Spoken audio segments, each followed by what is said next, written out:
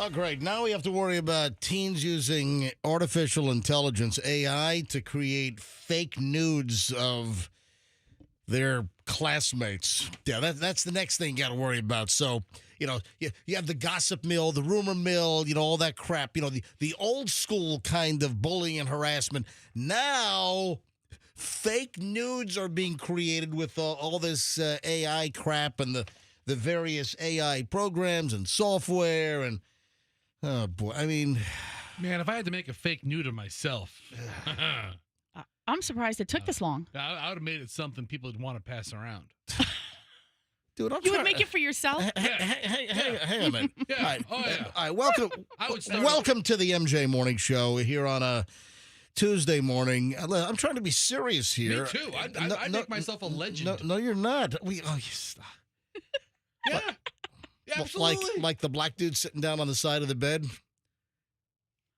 Sort of. But Yeah, but different. that one's been circulating forever. I don't even know what you're talking about. You don't want to know. Well, you might want to know. Fester, shut up. I'll show her. I'll let her know. I want her to be. No, but you know that video? That video. You know the picture? That's been circulating forever. Dude, I have a buddy who has that picture cut out around a light switch. What? And the light switch. All right, just stop. Listen, the old school light switches. I'm trying to be serious here. All right, later on we'll get into the next big issue here. Teens using artificial intelligence to produce nude pictures of their classmates. So it's school bullying now to a whole new level. What the hell? I mean, gee. Right. Hey, did I mention we might have been wrapped up with the Pope and the breaking news on the Pontiff's death yesterday, and I can't remember if I had mentioned that yesterday was a great day. Oh, I think I did. To go grab Easter candies at 50% off. I think I did mention it once on the show. All right. It still continues. I mean, all the Easter bunny stuff. I mean, typically, I guess I see it at like CVS, Walmart, Walgreens. It just seems that you'd see a lot of the seasonal candies after the event. It's kind of like, the chocolate Santas, after Christmas go on sale. I got to be honest. I love chocolate. And if it's good quality chocolate, who cares if it's, the middle of, January and you're eating a chocolate Santa? Kids. I don't care. I'll eat an Easter bunny in October. I don't care if it's got Easter bunny ears. Absolutely. I had a couple of the Valentine's Day special Hershey Kisses. Yeah, what were we going to say, Michelle? Your daughter brought home a bunch of little chicks and I think bunnies yesterday. Oh, she did? Yeah. Lint. That you like. Wait a sec. Oh, Lint, Lindt, the chocolate brand. Yeah, Lint is a good brand. Ghirardelli, right? That's another. Why'd you give a look on Ghirardelli? No, Lint. Oh, you don't like Lint? Yeah. Oh, Andrew's saying, is it Ghirardelli or Ghirardelli? I don't know. How do you just figure out how do you pronounce there's a square in San Francisco. However the hell you pronounce that, I think that's the name of the damn chocolate. Yeah. Whatever it is, Ghirardelli, whatever the hell it is. So, that's right. After work yesterday, Chloe stopped and ran some errands, and one of the stops was Target. At that, Miller's Crossing? Walter's Crossing. Miller's Crossing's the mob movie from the 30s, right? Well, the movie wasn't made in the 30s. It was, I think, in the 90s, but wasn't it called Miller's Crossing? It was set in the 30s? Yeah, I think it was set in the 1930s. So she stops by Target. Yeah, and I didn't know this.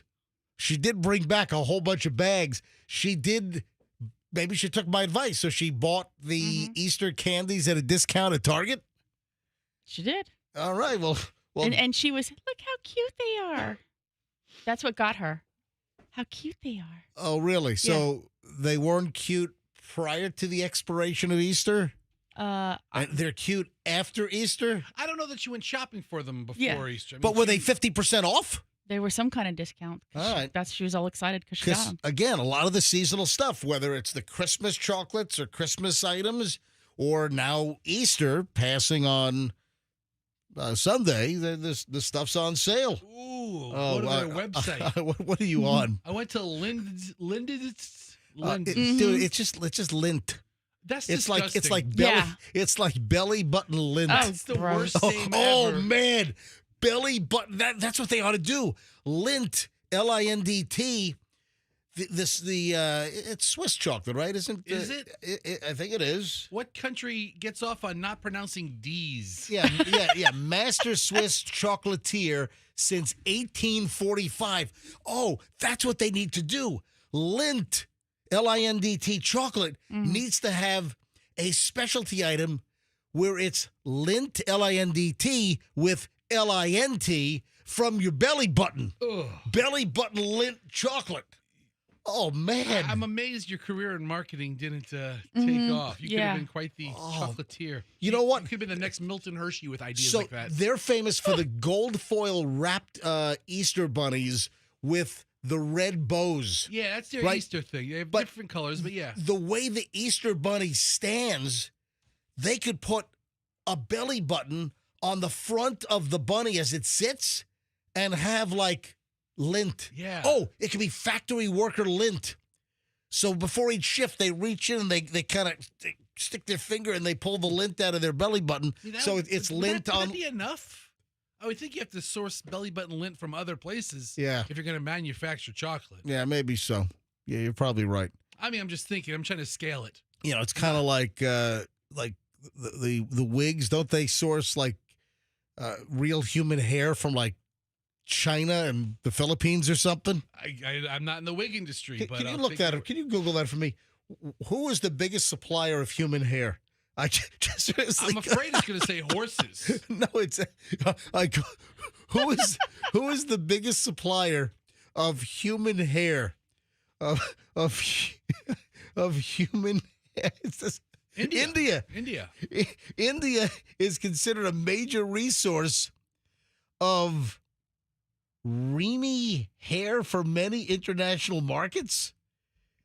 I didn't know that. So, India is the world's largest source for human hair exports. Yeah, India, particularly hair extensions.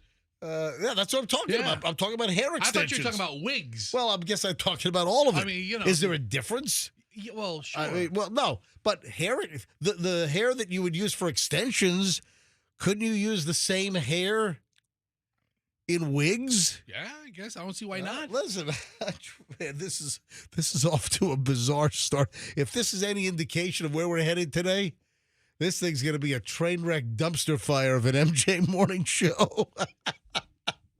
All right, 6:09, just getting rolling. All right, let me see if I can put this thing back on the tracks. Let me get one of those, you know, one of those cranes that they use to lift the boxcars up. Yeah. Let me get one of those and try to lift the morning show back up. All right, 6:09, just getting rolling. It's the MJ Morning Show. It's Q105, 104.7 FM. Traffic's on. Here's Shriner. On I-4 eastbound, beyond ramp for Buck.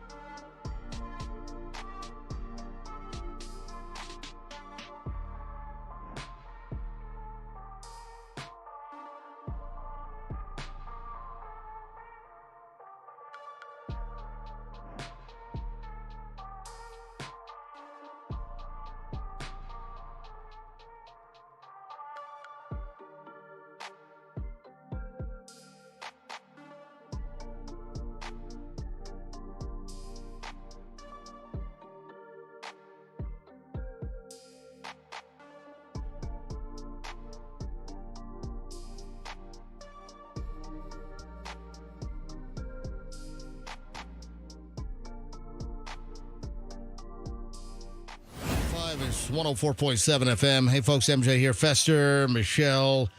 Something you want to share? You're all talky over there, Fester. What are you trying to... I mean, we're coming on the air here, and you're just involved in some kind of yappity yak conversation with Michelle. I was actually telling Michelle to pipe it down a little bit because, she likes to chit-chat during the commercial breaks. And I'm like, listen. You're the one all...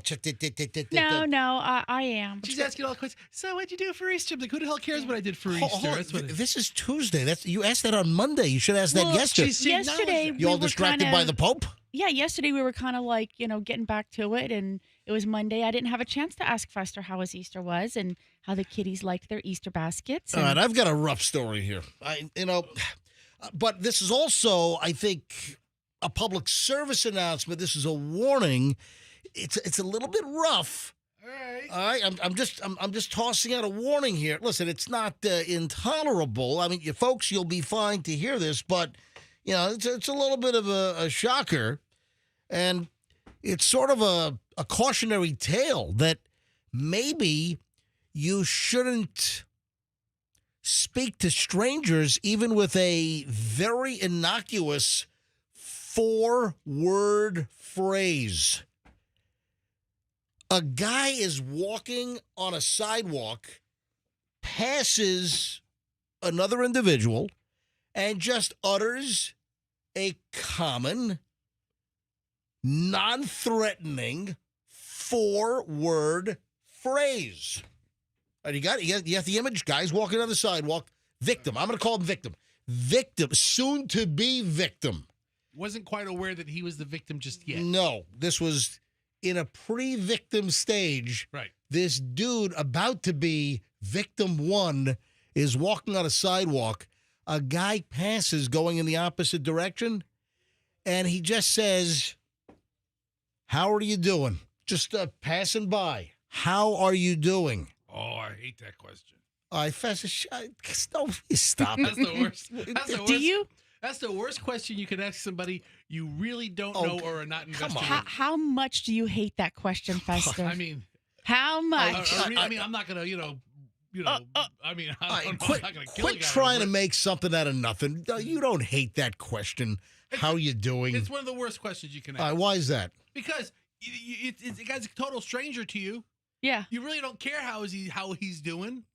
You should save how you're doing for people you actually give a crap about. All right, so what? Just a hey, or hello? Even a hey man or a what's up or, is better than a or how what you doing? What about just the eye nod or the head nod? Like the I'm an acknowledgement nodder. You're a nodder. And I'm a nodder. No, you're a nodder offer. Oh, you know what? I'll nod off right now. You stopped nodding off. You were going through a phase last year. Last year, you were nodding off during the show, and that seems to have stopped. I don't know. I'm retired. No, talking about hold on a minute. Stop at the phony. Stop. No phony. Stop at the phony. Yes, you just did a phony yawn. Will you stop? That was a phony yawn. No, you were yawning a lot, and you were literally nodding off. We would look over, and you were asleep. I mean, your eyes were closed. I figured out a trick to help me. And closed. Yeah. I figured out a little trick. I don't know if it's FDA approved, but it's a okay. It's a caffeine enema. Famous last. Oh my God. Yes. Famous last words. I don't know if this is FDA approved. No. What? I don't know. I don't know why. I don't know why I was yawning. I don't know why I'm not. You were nodding off last year, and then you were also yawning a lot, and now it seems that both of those have subsided. All right, let me get back to my story. Back to the yes. Hey man, how you doing? This happened in Maricopa County. This is in Phoenix. Yes. So in Phoenix, Arizona, Maricopa County, this dude is walking down the sidewalk and just says, "How are you doing?" to a stranger. The stranger, who's been identified as Daniel Lanks, Lanks, walks past the victim who said, "How are you doing?" comes up behind him, jams his fingers in his eye socket, and rips his eyeball out. Huh. What the heck? The reports are from Arizona news outlets in Phoenix. The reports are the guy's eye was dangling out of his socket, all because a guy says, "Hey, how you doing?" to a stranger. What the hell? According to court documents, the victim told police that he passed a man outside, later identified as 38-year-old Daniel Lanks, and asked him, "How are you doing?" Turns out this Lanks guy had just been released from jail in a separate case 2 days prior. Looks like he's going back. Yeah, he didn't want this guy to recognize him. And then listen to this. As he's passing, the victim says, "How are you doing?" Lanks said that he would whoop his ass. Oh. All right. You know, this is in the police report. The guy kept walking, but Lanks came up from behind, stuck his fingers into the guy's right eye socket, and pulled it out. You can't even say, "How are you doing?" to somebody on the sidewalk as you're passing them these days. Maybe you shouldn't say it to this escaped convict or released. He's not an escaped convict. He was in jail for something and he got out. He bonded out or whatever. I mean, he was released. He's not an escaped very convict. Bad You know people what? that there are really bad outliers here. I mean, I wouldn't say you can't say that to anybody, but He's wrong got that guy. he's got that tattoo on his face. With It that- makes me think that he might be a gang member, so I'm not going to say how you doing. The Yeah. victim falls to the Yeah. ground, and then Lanks punches the guy repeatedly in the face several times while he's on the ground. this all happened outside in broad daylight. Oh, my God. All right, so after his eyeballs dangling, the guy is still punching him in the face? Yeah, he's a psychopath. All right, the report says it was about 1 o'clock in the morning. So this And- guy is just standing on a corner in Winslow, Arizona. Phoenix, Standing Arizona. on a corner in Winslow, Arizona. No, it was standing on the corner in Phoenix, Arizona. Poor Yeah. bastard. What was that? That's the Eagles Take It Easy, right? Yeah. That's the Eagles. So we're standing on a corner in Winslow, Arizona. Yeah, that's it. So the moral of the story is nothing good happens after midnight or anyway. So the moral of the story, don't be walking out on the sidewalk at 1 a.m. Do not say, "How are you doing?" to a stranger that's walking by you at 1 o'clock in the morning. Unbelievable. When was the last time you were out at 1 a.m.? I don't know, Michelle.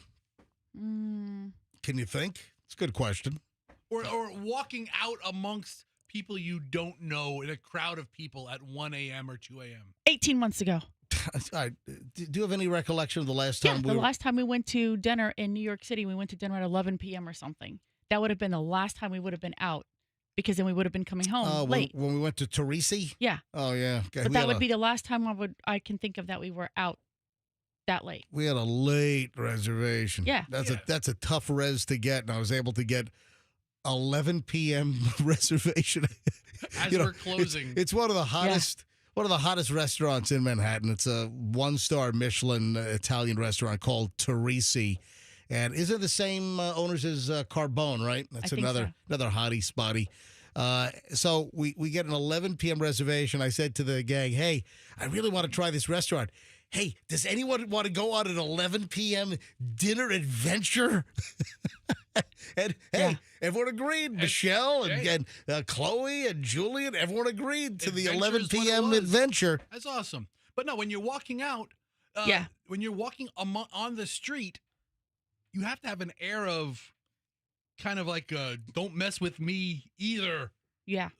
strut. Yeah. This guy obviously didn't have that, to where this guy felt, I'm going to take this guy's eye out. That's a good point. I mean, a lot of guys might get picked on as a victim because they look like they can be a victim. This is unbelievable. So the victim fell to the ground, and then he gets punched in the face several times. The man immediately runs home to his girlfriend. She calls 911. He also had a fractured jaw from being punched in the face repeatedly. Cops arrive. They ask him to remove the towel that he's holding to his face, and then they realize that his eyeball was dangling out of his socket. That's like a horror movie, my God. All right, good morning, everybody. What the hell? All for just saying, "How are you doing?" to the wrong freaking guy. Yeah. That sucks. Mm. Holy crap. All right. Hey, Fester. What? I mean, you're into barbecue. You just won some barbecue award with the Rough Riders. Yeah, sure. What do you got? You ever hear of the Cornell Professor barbecue recipe? No. For barbecue chicken. Now, you do ribs or you do chicken or you do both? I like to cook a little bit of everything, but I've cooked plenty of chickens before. All right, so... The Cornell Professor? Yeah, you better look this up, dude. All right. So you do both chicken and ribs when it comes to barbecue. Yeah, I'll smoke anything I can get my hands on. Yeah, listen to this. This is from the tech website, CNET, which I like that site. You've heard of CNET, right? Of course. Mhm. CNET. It's been around for a long time. The headline is, a Cornell professor invented a barbecue chicken recipe that some call the best ever. Like, wow. You think I should have segued from dangling eyeballs to barbecue chicken? No, actually, I think it's quite appropriate. Anyway, this is quite interesting. So what's so great about Cornell chicken? Yeah. I'll tell you. It involves an egg. What's different? Cornell chicken utilizes one unusual element, a beaten egg, to add a creamy coating and let the chicken skin get crispy without burning. There's also poultry seasoning for a depth of flavor and vinegar to add a tang and help the marinade penetrate. If you're wondering how to make Cornell chicken, it's easy. Use just 5 ingredients and a similar cooking method to traditional barbecue chicken. This chicken marinade is vinegar-based, so it's more akin to a Carolina style than the sweet Kansas City or St. Louis styles. Yeah, use a charcoal grill to keep unwieldy flames from cooking the skin unevenly. Interesting. So there's a whole recipe here, ingredients. Would you like to know?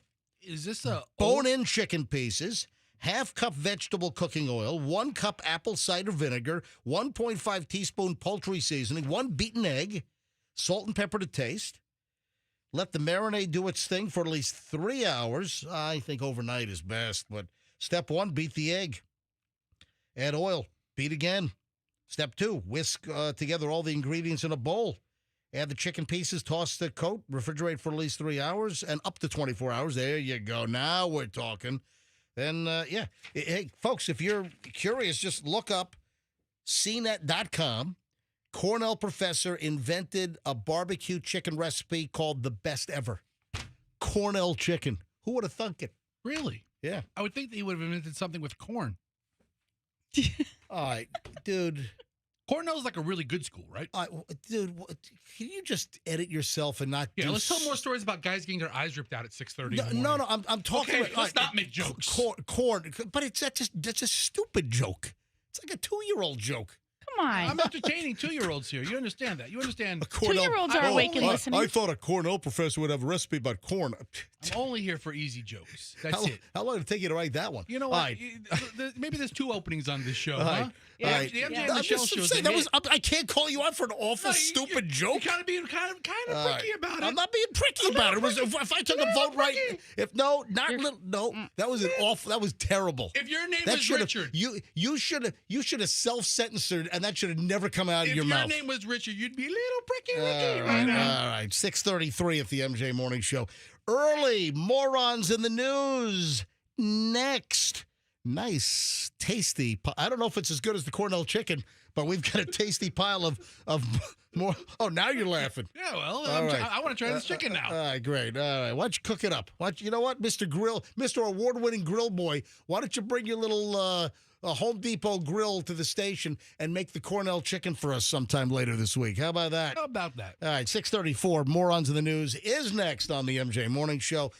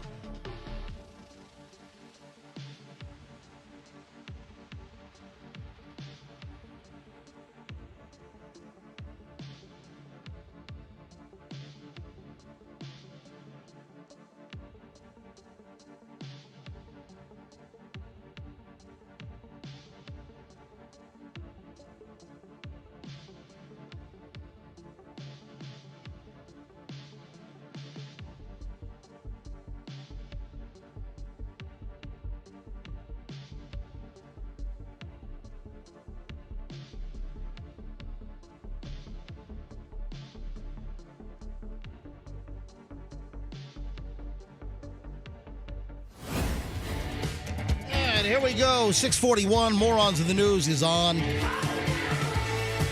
You know we didn't get to? I always hate it when there's an item which, has a good deal of news play, and I just don't get around to it. It's just impossible. There's too much stuff every day to get to.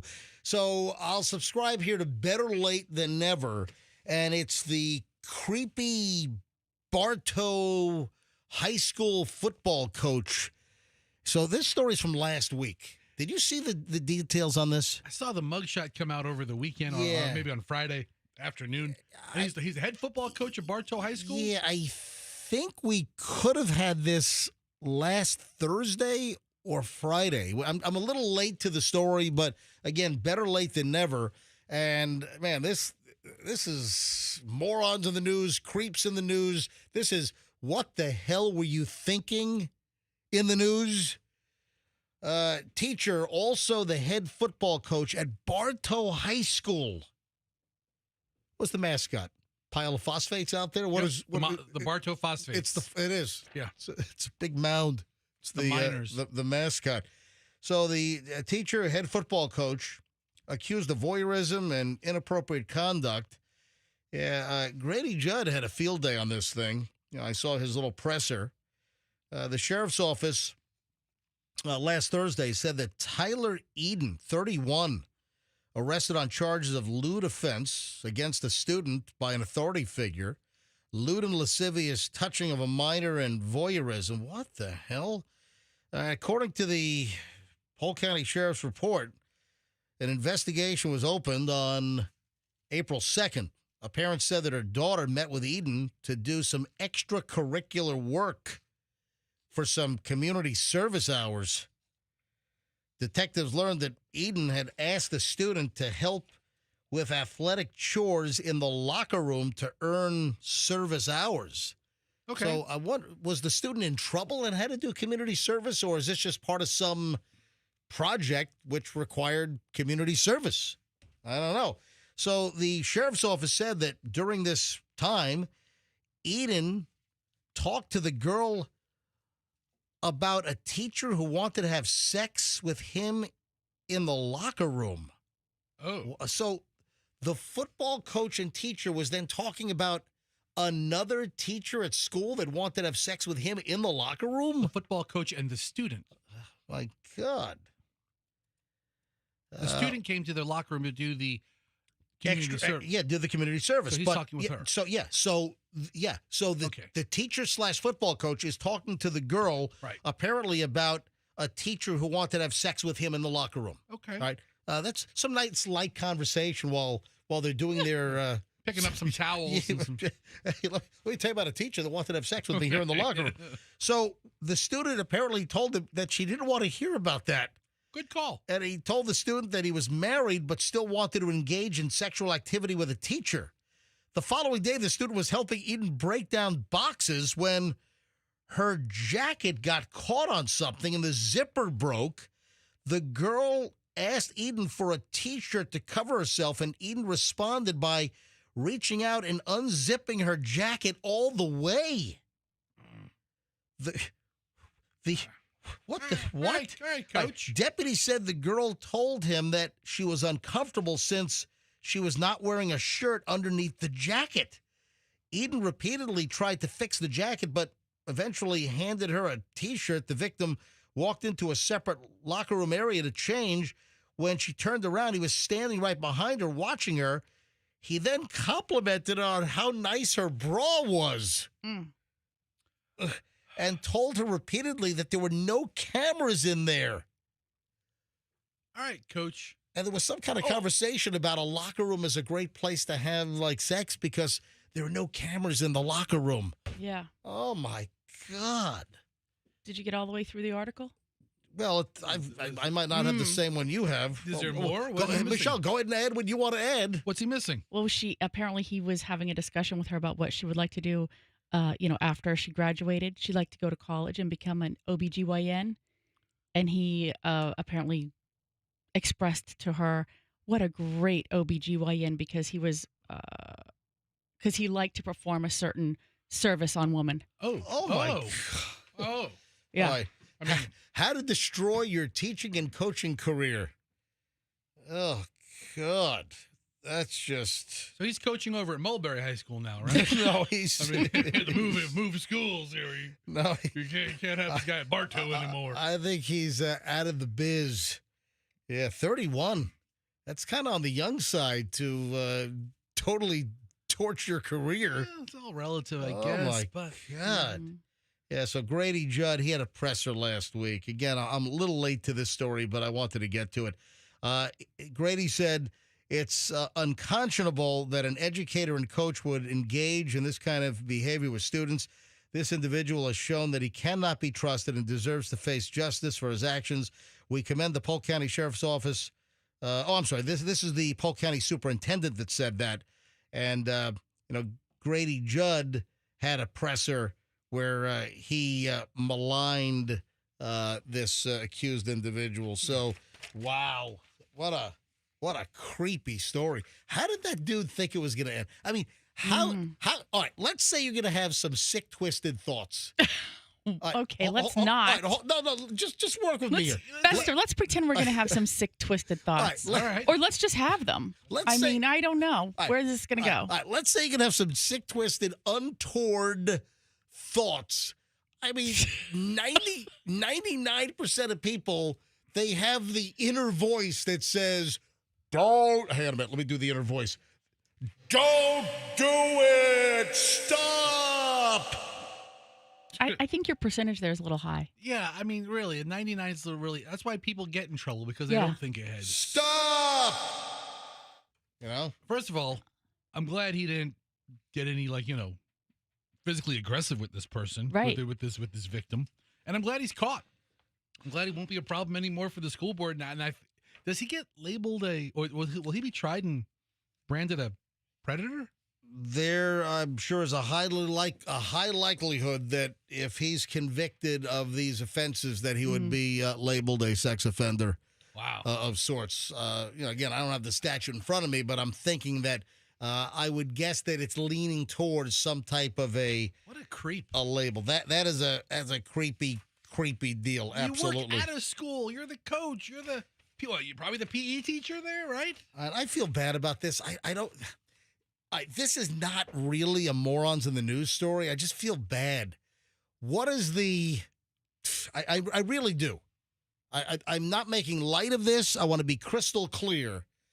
But what is the most Florida way that a 95-year-old can die in Florida? Just think about this for a second. What is the most, or listen, there are going to be multiple answers that would fit the bill here. Yeah, but one of the most Florida ways. What is one of the most Florida ways that a 95-year-old can buy the farm here in Florida? Yes, Michelle. Getting attacked by an alligator on the golf course. You know what? That's a very good guess. That's a really good guess. That is strong. That is, that is a good guess, but in this case, wrong. Oops. Come up with something else. 95-year-old, expired here in Florida. What's a very Florida way to go? Gets hit in the head by a bale of cocaine that some plane is trying to dump. No, that's terrible. These aren't good stories. These aren't good. None of them are good. Listen, what, Michelle's getting attacked by an alligator was good, but mine's terrible? Yeah. I think that cocaine thing coming out of the planes happens all the time. I see a bias here. Here's the answer. We saw a movie about that. They're trying to molest a manatee. A 95-year-old villager. So a 95-year-old up in the villages. Well, then he's plowed over by a golf cart driven by another 96-year-old. That's another good guess. Okay. But that's a good guess, but wrong. Was driving a huge boat of a car. Ooh. 95-year-old driving a Buick land barge. With the lacrosse? I can show you a picture of the incident. 95-year-old villager was driving a huge Buick and plowed into a palm tree. Ooh. Yeah, see, palm tree, Florida, you get it? Mm-hmm. What the hell? Guy was driving a Buick sedan, left the road after failing to see a curve, according to the Florida Highway Patrol, and smashed into a palm tree. Collided first with a fence and then into the tree. And the individual died. I'm looking at the front end of the car, and it just, I'll hold this up to MJTV, and you can see the Buick. I mean, does that look like a fatal wreck? So it does not. It's not the wreck as much as it is the jerking around inside the car. He hits his head on the steering wheel, lights out Grandpa.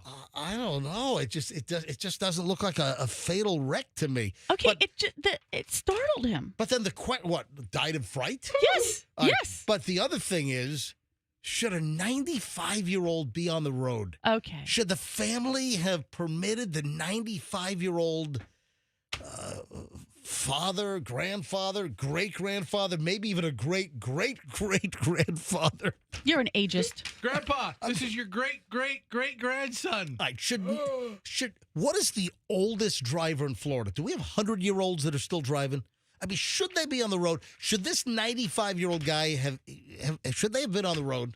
You know what? I mean, on the surface, it's easy to say no, but there are people of all ages that are very different. I mean, there are 95-year-old people who have been dead for 30 years, and there's been 95-year-old people who are very active in their community and their life. When we get back, 6:53 at the MJ Morning Show. Just food for thought. When we get back, there is an N-word story that just curled my toes.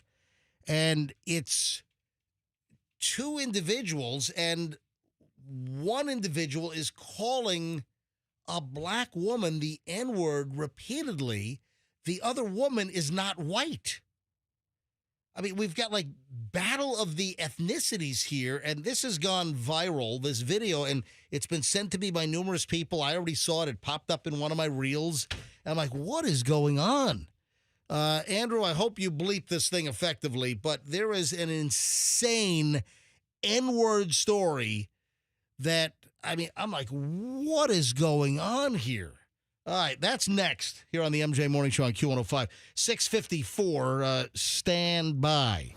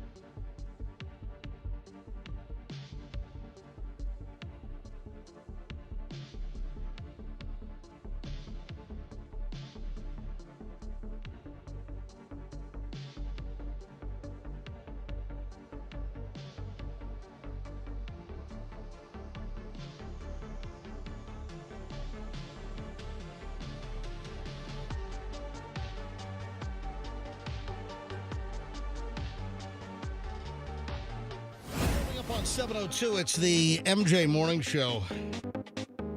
I just don't understand people's behavior. I mean, even without the threat of everybody having a camera phone and everything that you could do could be captured and then turned loose on the internets, on the World Wide Webages, and then suddenly you're viral, you're everywhere. I just don't understand why people go nuts and ballistic in public these days. Because it's not going to be just one camera. It's going to be 2, 4, 6, 8. Who do we appreciate? Every angle that's possible will be on video. And a classic example is this N-word. Now, this was only on one video, but that's, all it takes, or at least one that we know about. And this happened in California. And there was an altercation of some type. Now, we don't know. What we have is a 15-second clip. We don't know exactly what led up to the confrontation between a black female and what appears to be, I would say, an Indian American.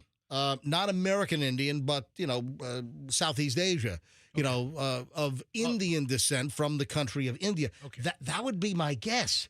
And the Indian woman is just whipping out the N-bomb slurs against this black woman. Okay. And it's all caught on video, and it's in a parking lot. The Indian woman is sitting in her car, and I just don't know what is going on. I watched this video, and I'm like, I am horrified at what occurred here.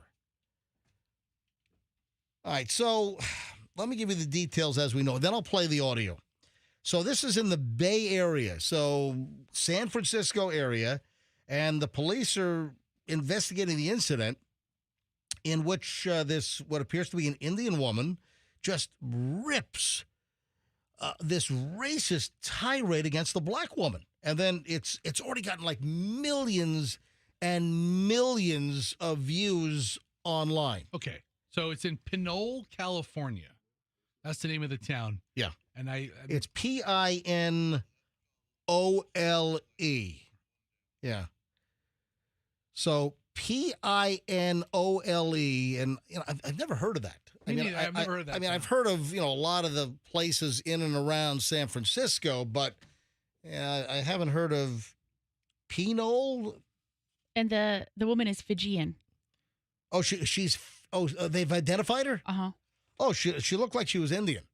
She's from Fiji. Apparently, Indo-Fiji. I wonder if she has relatives that work at the Fiji water plant in Fiji.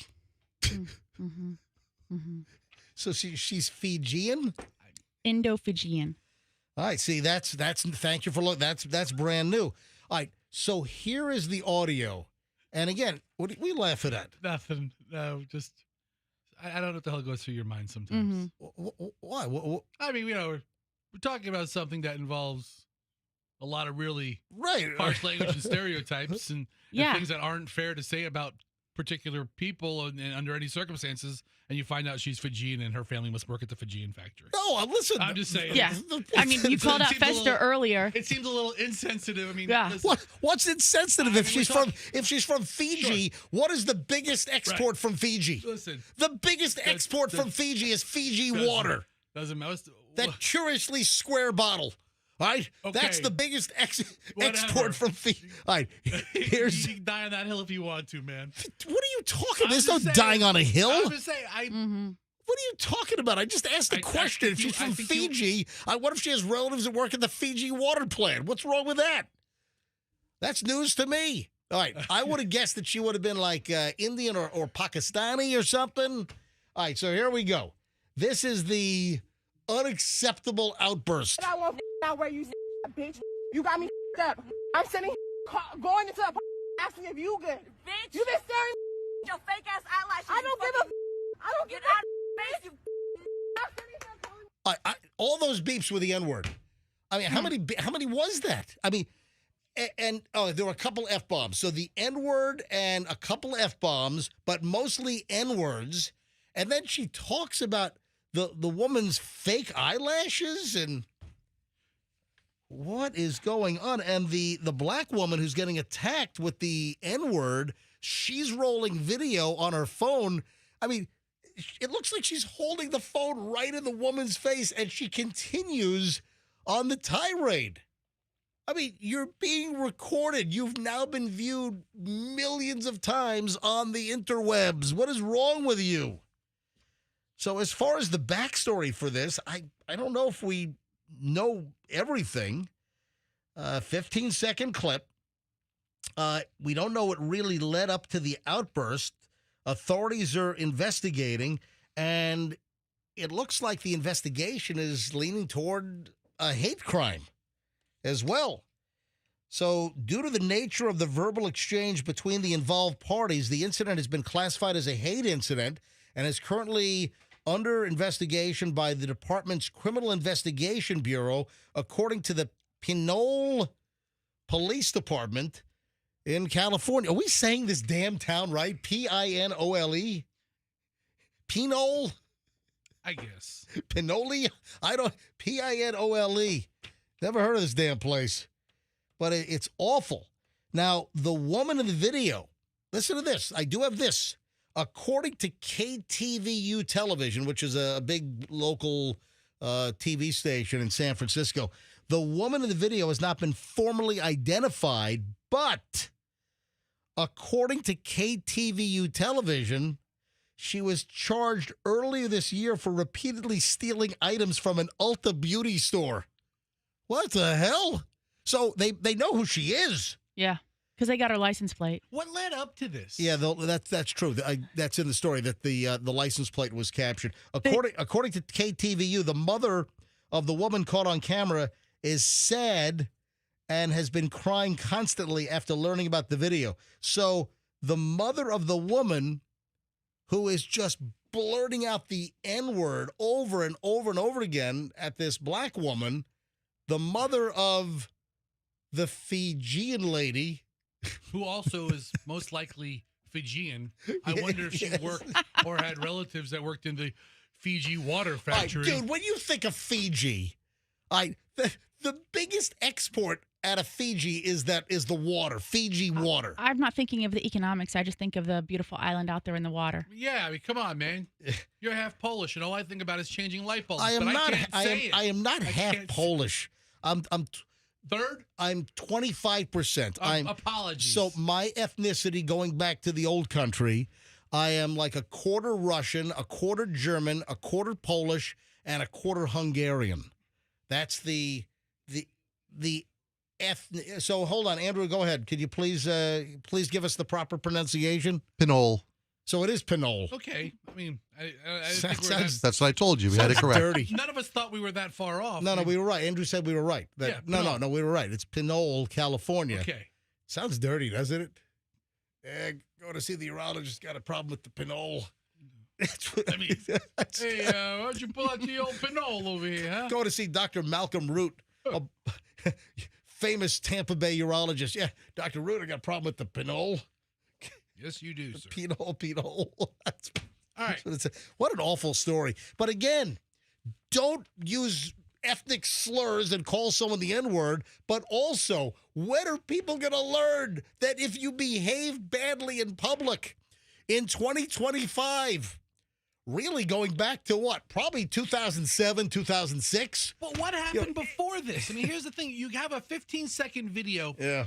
If there's an altercation, it takes a couple of seconds to pull your phone out while Yeah. things are brewing or getting heated, and things just don't instantly go from 0 to 100. Something must have happened before the Fijian lady got into her car. Yeah. And there's some kind of yammer that something might have happened in a restaurant, and it then went out into the parking lot, and the woman that was screaming the N-bomb.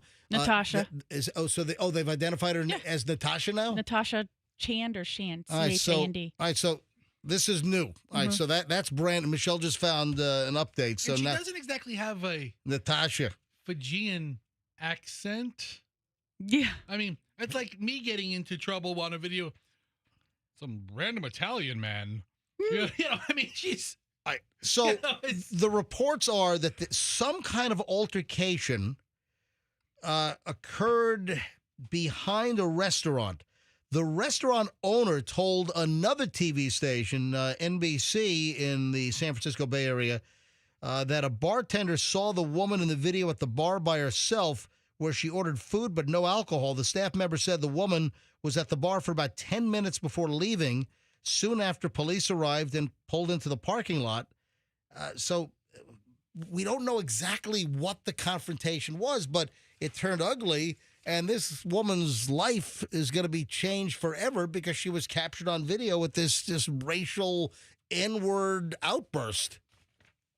But just kept like haphazardly and provocatively just saying N at this woman. Here's the audio one more time. But I won't out where you bitch.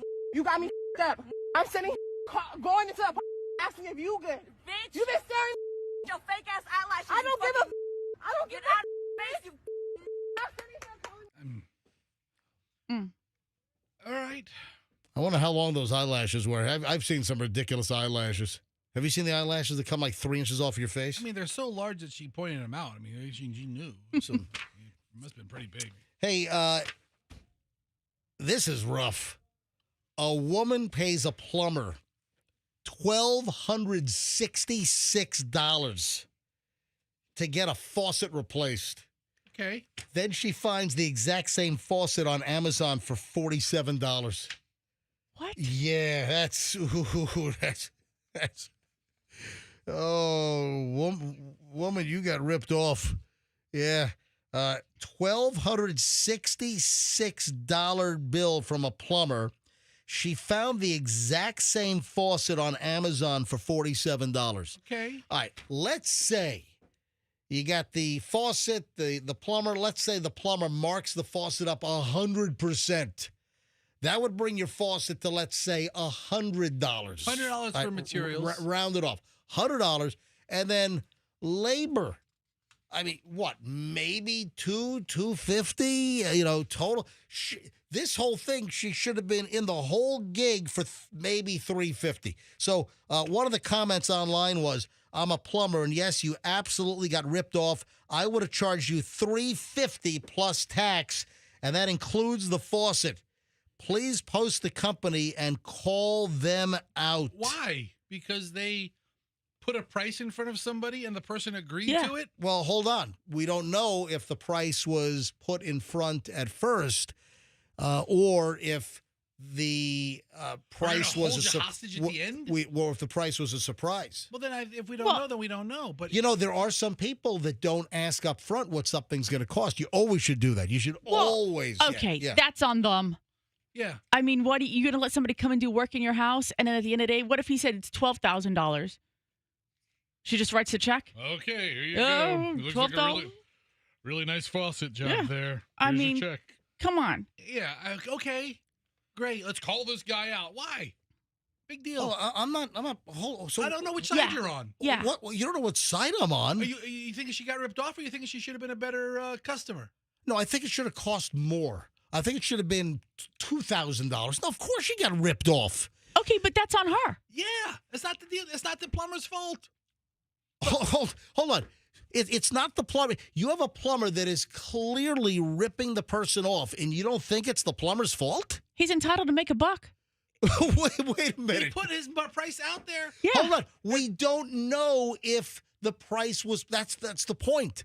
You're making a wild accusation. We don't know this. I mean, assume he's a reputable plumber. Assume he goes and gives free estimates. I'm sorry. A reputable plumber is not installing a $47 faucet you can get on Amazon and then charging the woman $1,266. That is not a reputable plumber. I don't know what world you live in where you think plumbers are out to save you money. Okay, that's not. Oh no, mine is. Yeah. Mine is. Yeah, I'm sure. My good friend and your good friend. Yeah, sure, great. He's the best. Generally speaking, Should we call Joe the plumber? I mean, he's so. I text him all the time. Should we call Joe the plumber? Hang on, let me call Joe the plumber. Let me call Joe. Let me see what Joe has to say about this. You know what? He saves me money. He told me don't use duty wipes anymore, Hold on, and hold on, wait a second. don't use Clorox or maybe not Clorox, but the one that you squirt in the toilet. He said don't use that. That'll ruin your the porcelain. Yeah. Hold on. You mean the Clorox toilet bowl cleaner? There's a couple of different with ones. the little upside down hook that you hoarded during COVID. Oh yeah. You have 50 bottles of this in your storeroom. With the How do you know that? with the neck. Yeah. We talked about this on the air. So hold on. You're talking about the we have a ton of that stuff. Oh, not anymore. I don't buy it anymore. 'Cause Joe said don't do it. There was something popped up in my feed over the holidays about this great new device that you put in the tank of the toilet and it gets rid of, what do you call that, all that sediment and stuff. Yeah. And so I texted him right away and I said, "Oh, should I get this?" And he he called me and was like, "Do not buy it." Dude, MG, I'm getting a text right now from your friend and mine. Yeah. Kenny Newman. Right. From Plan BAC. And he says, "I deal with this every day." And he goes, I'm kind of right. If you're a business, you have a license in whatever state you're in. Yeah. If you were insured and bonded, if you have a crappy van with your logo on the side of it, then you're a plumber. Yeah. If you have the license, you're a plumber. Hello, Joe the plumber. How'd I know you were calling? So you're obviously listening to the show. Yes. All right. So, ladies and gentlemen, Joe the plumber, Joe Gonzalez, Gonzalez Plumbing, oldest plumbing company in Tampa since 1920. What? 29. Since 1929. He's the official plumber of the MJ Morning Show. He is. He is. All right. So you heard the story. A woman gets charged $1,266 for a faucet replacement at her home. She found the exact same faucet on Amazon for $47. What say you? It depends on what it took to get. If it was on a pedestal sink or lavatory, then he may have had to work at it to get it, installed. I don't know what his rates are. I don't know what his insurance costs. I don't know what his overhead is. The faucet that she may have gotten from Amazon may have been similar. It may not have been the exact same thing. I don't know. That's exactly right. I mean, there's like a... Oh, yeah. She found the aluminum one on Amazon. He put in the 18 karat gold one. That's possible. Dude, you can go to. Yeah, okay. Let's go on to what's that big plumbing? Ferguson, Let's yeah. go to Ferguson, and we can find a $500 bathroom faucet. Oh, guess what? And we can find. Guess what?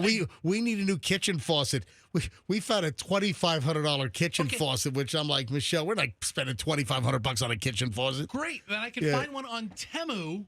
Yeah, That yeah. looks a lot like it. Go for ahead. Probably $30. Whatever. I was like, look, it looks identical. All right, Joe, it just seems What you buy at Ferguson and what you buy at Home Depot, they may be the same brand, but the quality of manufacturing is completely different. Oh, you know what? See? You know what? Oh, you know what? Joe's educating Yeah, us. He is. Joe, you know what? It is funny you bring that up. I just read something in the last week that you might take a major brand and the Home Depot or the Lowe's version, it might look the same, but it is not built the same as the one from the plumbing supply company in some cases. Is that true? Correct, because there's brass parts Yeah. and brass fittings in the Ferguson brand, and then in the Home Depot brand, they will use plastic to meet the price point that Home Depot wants them to meet. That's exactly what I read. That See? that the home hardware stores, they need to meet a certain price So point. this woman got All right. the Ferguson one, and she looked up on Amazon and got the cheap one. Well, even at Home Depot, they have expensive faucets. Right. You get what you pay for. All right, You Joe, go by the thank you, make- buddy. Thanks for being available. You never want to buy water heaters from Home Depot. And Michelle, the product that I was telling you about is called Vanisol. It's very good. All right, See? Joe, I got to run. I'm up against the clock. Thank you, buddy. Thank you, Joe. Have a good one. Bye. All Bye, right, Joe. There we go. Joe the plumber. Yeah, I don't think you're going to find anybody in a service industry who feels terribly bad. All right, 7:21 at the MJ Morning Show. When we get back, we start an hour and 20 minutes of non-stop MJ, including, man, we mentioned this first thing this morning. The issue with teenage bullying is now turning to AI-generated nudes. What the hell? So now this is the new form of bullying. Nude AI-generated photos to attack classmates. What the? All right, next and a lot more on the MJ Morning Show here on Q105, 104.7 FM. Hey.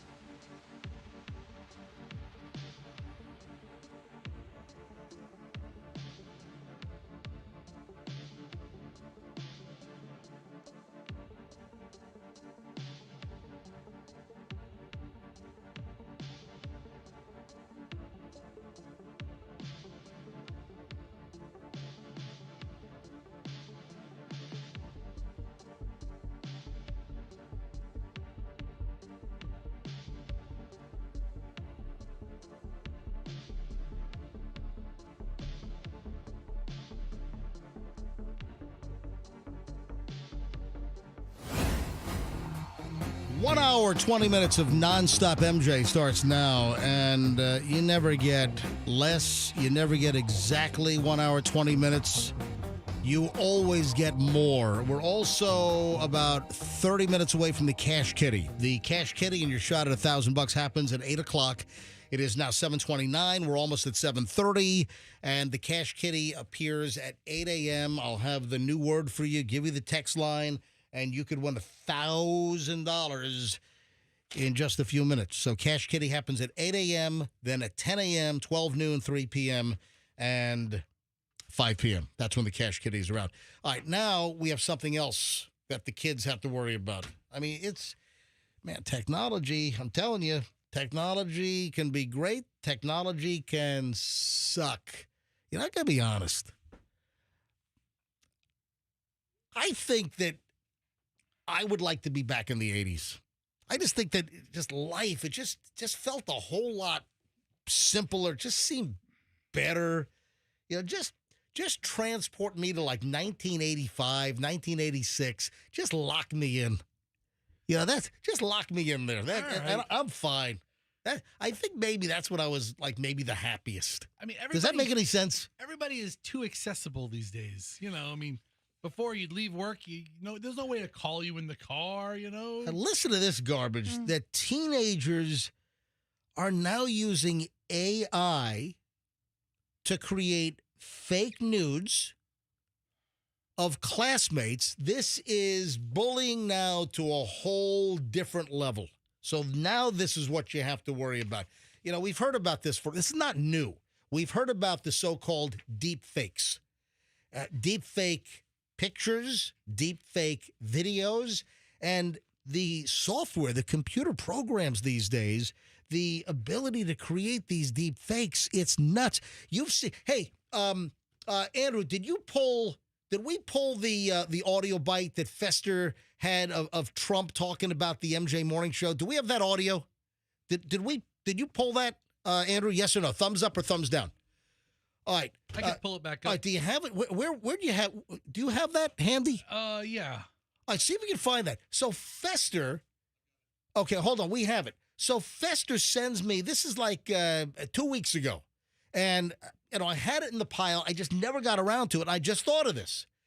So Fester used some program where it's a video of Trump, and it looks like he's sitting in his office, in the Oval Office. It's like Trump sitting at the desk, and Trump is saying this. All right, I'm gonna play this audio, and this is totally deep fake. Listen to what Fester created online. Every morning I listen to the MJ Morning Show.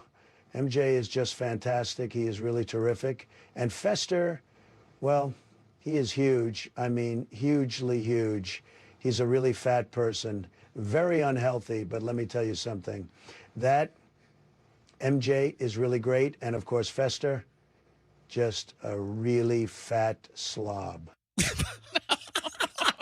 Thank you, Mr. President. So Fester, you made this. This is not me ambushing you with like a nasty ambush. No, you made that. Yeah, I was farting around on my phone, and like this ad came up for this. It's called like Parrot, like parrot, like the bird parrot. Parrot Yeah, because I AI. don't know what you meant when you said parrot. Yeah, because there were three other potential possibilities for parrot. Yeah, but it gave me the opportunity to go. All right, go ahead. And it has several people of notoriety that you could choose So from. you typed in the verbiage? And I typed in some really, really profane stuff, and there was a warning that said profanity detected. Did it spill out the profanity? No, or it wouldn't even create it. Oh, it wouldn't create the profanity. So I called the Fester character, really disgusting, bleep bleep bleep. Okay, all right. I was very complimentary to you, but Right. loving my self-deprecating humor, I really laid into myself, and it wouldn't let me do it. So I had to, You could have had Trump call me a short little troll or something. maybe the next one. Yeah. Next time we have our sit down with the president, we'll get some more of his feelings. All right, all right, let me roll this again. So Fester, you typed in the words. Yes. And then this is a video, and the lips are perfect. I mean, this looks real. This just shows you what can be done with deep fakes. And there's been a concern. Could wars start over a deep fake? Right? You know. I guess I could have typed something about old Vlad in there, or said something about some hot spot somewhere in the world. Listen. Every morning I listen to the MJ Morning Show. MJ is just fantastic. He is really terrific. And Fester, well, he is huge. I mean, hugely huge. He's a really fat person, very unhealthy, but let me tell you something. That MJ is really great, and of course Fester, just a really fat slob. Listen, That is totally fake. There's nothing real about that. The video looks real. The audio sounds real. And, my ears are tuned to audio. I'm an audio expert. You need an expert for court? You can call me in as an audio expert. $2,000 an hour. All right, go ahead. 2,000. So, all right. No, listen, forget who's in the office. I have great respect for the office. And let me just tell you, it's an honor just to be in any president's conversation. So, all right, let me... I don't care, man. Listen, Obama wants to talk about me. Great. No problem. Biden, no problem. Bush, no problem. This guy, no problem. All right. 7:35 at the MJ Morning Show. So back over to the AI deal. And that's just an example of a deep fake. So you can imagine that the ability exists to take actual pictures or videos and turn them pornographic. And this is the latest thing that we've got to deal with here, that our kids are facing and suffering. I mean, I've heard of this happening with like celebrities or They're people. they're calling it a new tech weapon is what they're calling it. Yeah. So teens are using artificial intelligence to create these horrible, horrific, realistic nude images and videos of classmates. And then they're spread, and it's like wildfire. These altered pictures and videos can spread, obviously. Yeah, once the image is out there, it goes everywhere. And it can really just cause a tumultuous situation in a middle school, a high school. And, man, it's just not going to get better. The apps have sort of a name. They call them nudifies. So these apps are called nudify apps where you can nudify anyone. And yeah, all you need is like the headshot. So you can take like a yearbook photo or just a candid photo. Anything off of their social media platforms. Take a picture in the lunchroom at a high school during lunchtime and just grab a headshot of somebody, and then you could turn it into a total porno. It's awful that our kids have to face this crap. Oh, man. You know, and these deep fakes can be fabricated, and they look ridiculously real. It's not like some awful cut and paste, some kind of, amateur hour Photoshop job. The AI software, the technology here turns these pictures into realistic looking nudes. It is an absolute nightmare. And this is the latest horrific form of bullying. And I don't even think this has reached 1 or 2 on the 10 scale yet. I think that this is just beginning. I am so glad this technology was not around when I was in school. Right. I would have been making, like I said earlier, I would have been making deep fakes of myself nonstop. All right, the Post, Fester, I'm being serious listen, here. me too. I'm being serious. I would have made myself a thing of lore. All right, listen to this. Fox News Digital had a story on this. We're at a place now where you can be doing nothing, and stories and pictures about you are posted all over online, said Don Austin, superintendent of the Palo Alto Unified School District out in California, near the San Francisco Bay Area. They're fabricated. They're completely made up through AI, and it can have your voice or your face. It's a whole other world. Full-blown digital crisis. Last summer, the San Francisco City Attorney's Office sued 16 so-called nudify websites for allegedly violating laws around child exploitation and non-consensual images. That's what has to happen, man. It has to work its way through the courts. I mean, you have to really hit these companies where it hurts.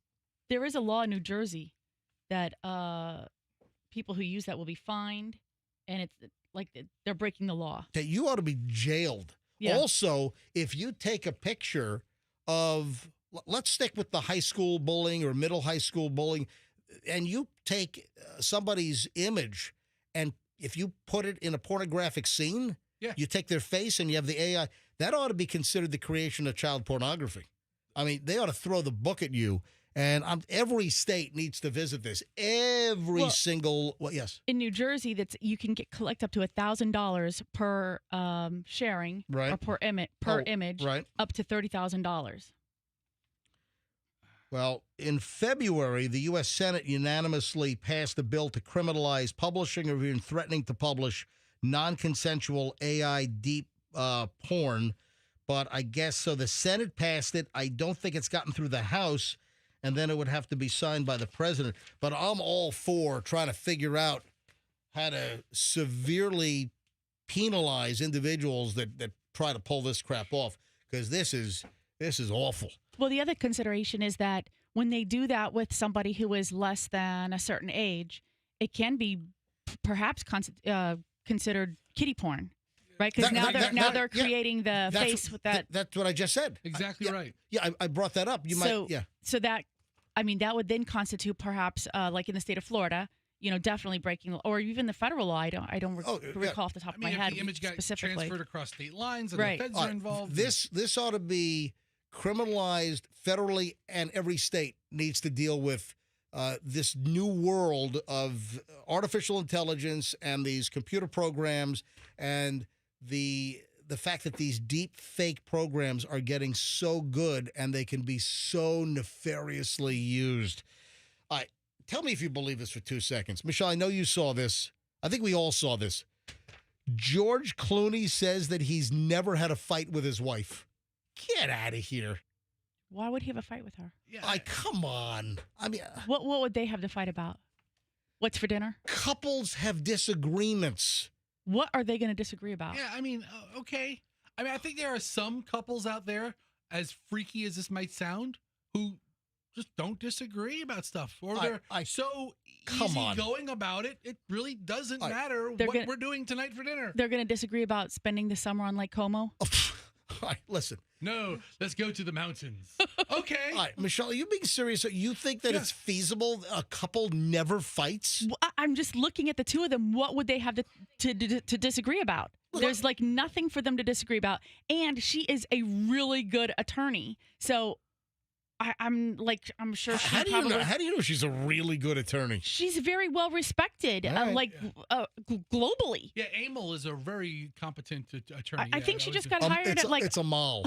No, it isn't. You said Amal. His name is Emil. A-M-A-L. It's a mall. A-M-A-L. I think she just. It's Emil. It's not Amal. Dude, yes it is. One letter over. What's the word? Anal. Right. And you can tell me it's a mall? No, it's not anal. It's a mall. It's not Amal. She's. I have a problem with my anal region. No, it's not the way it goes. She just. I'm sorry. What? Anal. A mall. She just got hired at Oxford to teach. Whatever. All right, so here's George What, is he going to Clooney. complain about that? All right, listen to George Clooney. And Amal and I, you know, I remember. He just If my wife's name he was just Emil, said the name. It's not Amal. It's Amal. George Clooney's wife is Amal. If my wife was named Emil, All right, we stop. I would Just change stop it it now. too. All right, here, listen to George Clooney. And Amal and I, you know, I remember we were here with you once before, and remember we said we'd never had an argument. We still haven't. You still haven't? No, we're trying to find something to fight about. Yeah, but we're I think because All right, Michelle, be honest. I am. How often do you and I have an argument? Every hour. Yeah. No, be serious. I don't know. every 2 hours. Okay, really, it's Fessy, often. just clam up for a second. Look, Okay, what do we really disagree about? all right, how often do we actually really disagree about something? Think about it. on principle, not that often because we're pretty aligned. Yeah. Sure. But you get kind of doped up Okay, on the our dumbest things. Our disagreement is don't leave your dirty dishes on the wrong side of the sink. I don't think that they have to worry about that. So let's say you had a housekeeper full time who picked up your dishes next to the sink. You would never have. Right. All right. Yeah. What do you disagree about? Michelle, what could they possibly disagree about? what is the last big argument that we had that you can remember?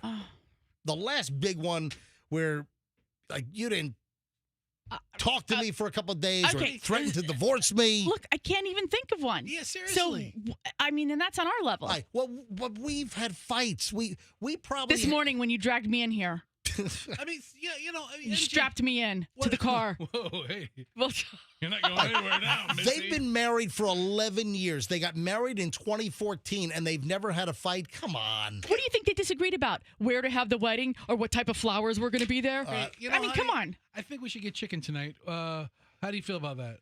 I think I'd rather have some vegetarian goulash or something. I don't know if I'm buying the Maybe deal. we can find a All right. restaurant that has both. Aren't we? All right, 7:45 at the MJ Morning Show. The item I teased for today's program at 7:45 is on time today. Folks, cherish this moment. This is a rarity that I'm actually getting to the 7:45 teased item on time. And this is a warning. If you have, my tease was, and this ran yesterday on Q105 after the show. Do you have a home security camera? If you do, there's a warning. 7:45 here on the MJ Morning Show, and it is 7:45 right now. Cash Kitty's in 15 minutes. So Cash Kitty, your chance to win $1,000 by simply texting a word happens in 15 minutes at 8 o'clock. Stand by for that. So there's a warning out there, and it involves a disturbing website that could be watching you. What is the Hall & Oates song? Private eyes, they're watching you. Listen to this. Have you ever heard of the website called Insecam? Insa? INSECAM. So people are being told to urgently check your camera system because of this disturbing website that allows users to bust into your network and use your cameras to spy on you. Now, this has always been a concern. I know that some of the nanny cams and some of the technology, that there has been a concern that people can hack into your server, your network, hack into your devices. Yeah, we're an Internet of Things. The crap that's connected to the internet. I mean, and there's a lot of danger out there. The website Insecam, if I'm saying it properly, INSECAM, allows anyone to access live video feeds from devices such as baby monitors, webcams, CCTV from inside people's homes. It shows everything from traffic and parks all the way to people's bedrooms, driveways, businesses, and anyone on the internet can access it. The site features more than 2,000 camera feeds from around the world, including popular brands such as Panasonic, Sony, Canon, Linksys. Instacam says that none of the cameras have been hacked. Rather, they don't have password protection. So I got to believe that number, the site features more than 2,000 camera feeds. I mean, that obviously is that's a tiny number. But what they're saying is that this website can be used as a portal to get into anyone's camera device if they're not password protected. The site is owned by a Russian company. Interesting. So on our company network. Oh, look at that. Yeah. Fester tried to go to this Insecam website, and our Sonic Wall network security appliance has blocked us from going to that website here in our station.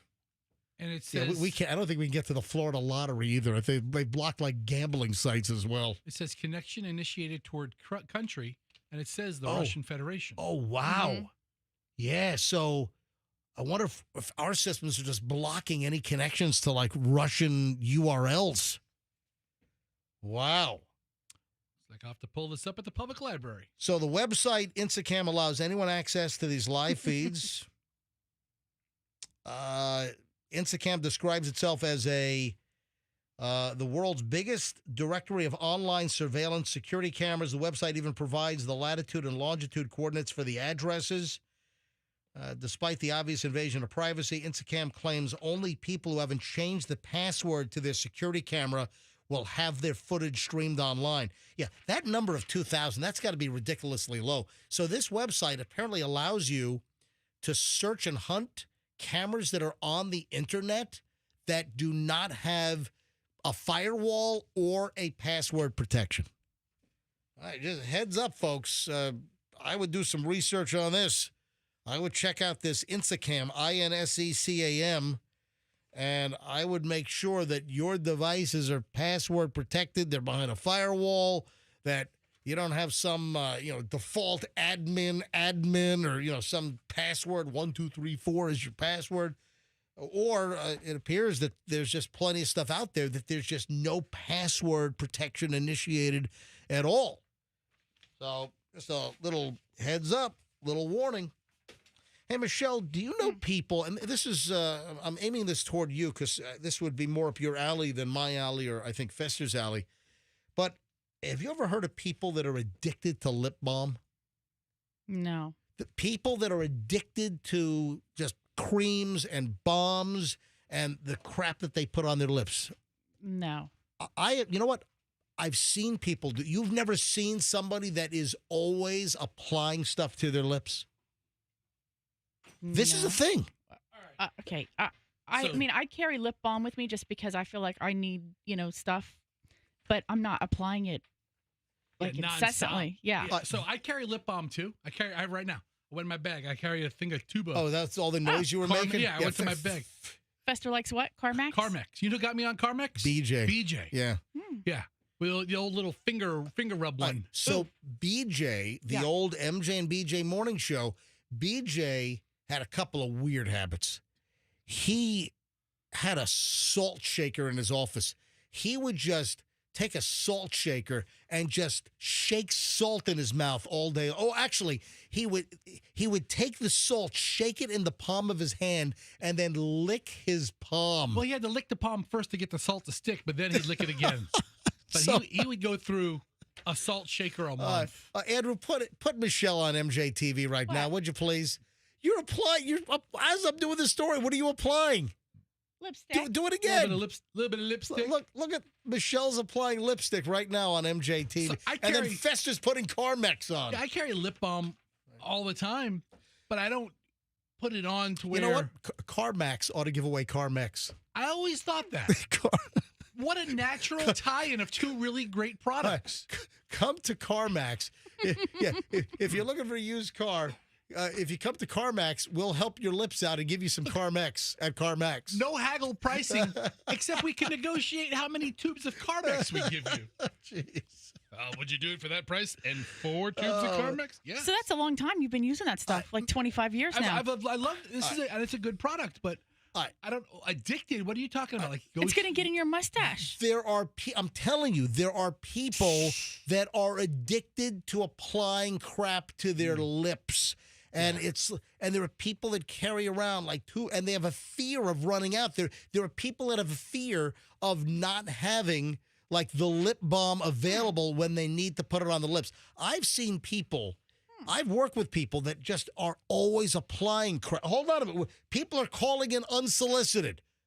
All right, Michelle's in Tampa. I'm going to grab Michelle. Hold on. I'll be right with you. All right, I'll tell you what. Let's go to phones on this. Are you addicted to lip balm? Yeah. I'm telling you, the phones are going to blow up. We're going to have people, it's like OCD. It's like some kind of a obsessive, compulsive lip balm or some kind of lip application disorder. I'm telling if I go to phones right now and I tell people to call, I bet you we load up. Or if you know somebody, if you know someone that it's like a mental problem. All right, 800-990-1047. 800-990-1047. Go ahead and bomb our phones right now. I'll tell you, lip balm, this Carmex tube lip balm here has made its way to the list of things I always make sure I have before I leave. Maybe you're on the spectrum for maybe you are for this. All right, 800-990-1047. If you're a lip balmer, if you're addicted, let's go to Michelle in Tampa. Michelle, you're on the MJ Morning Show. Hi. Hi, hello. How are you? We are fine, Michelle. The question is, how are you? Okay. Hi, Michelle. Love the name. Oh, thank you. Same. Right back at you. So I'm addicted to chapstick, lip balms. I'm the same way. I have to have one on my, 2 in my purse, 1 on my bedside, and 1 in my pocket at all times. I have a fear of running out. If I go out of the house and I don't have one, I have to stop at a store and buy one. See, that's what I'm talking about. I have to have it. When did this start, and what do you think caused this? Oh my God, stupid people. Sorry, I'm driving. Oh yeah, I just heard. What did the stupid person do in front of you? Just cut me off completely. Oh great. Where are you driving right now? I am in Zephyr Hills heading to work. Okay, all right, go ahead. All right, so when did your lip balm addiction start? It's been this way for a long time. I used to go to the beach a lot in my 20s, and I always had to have chapstick with me, for sun protection.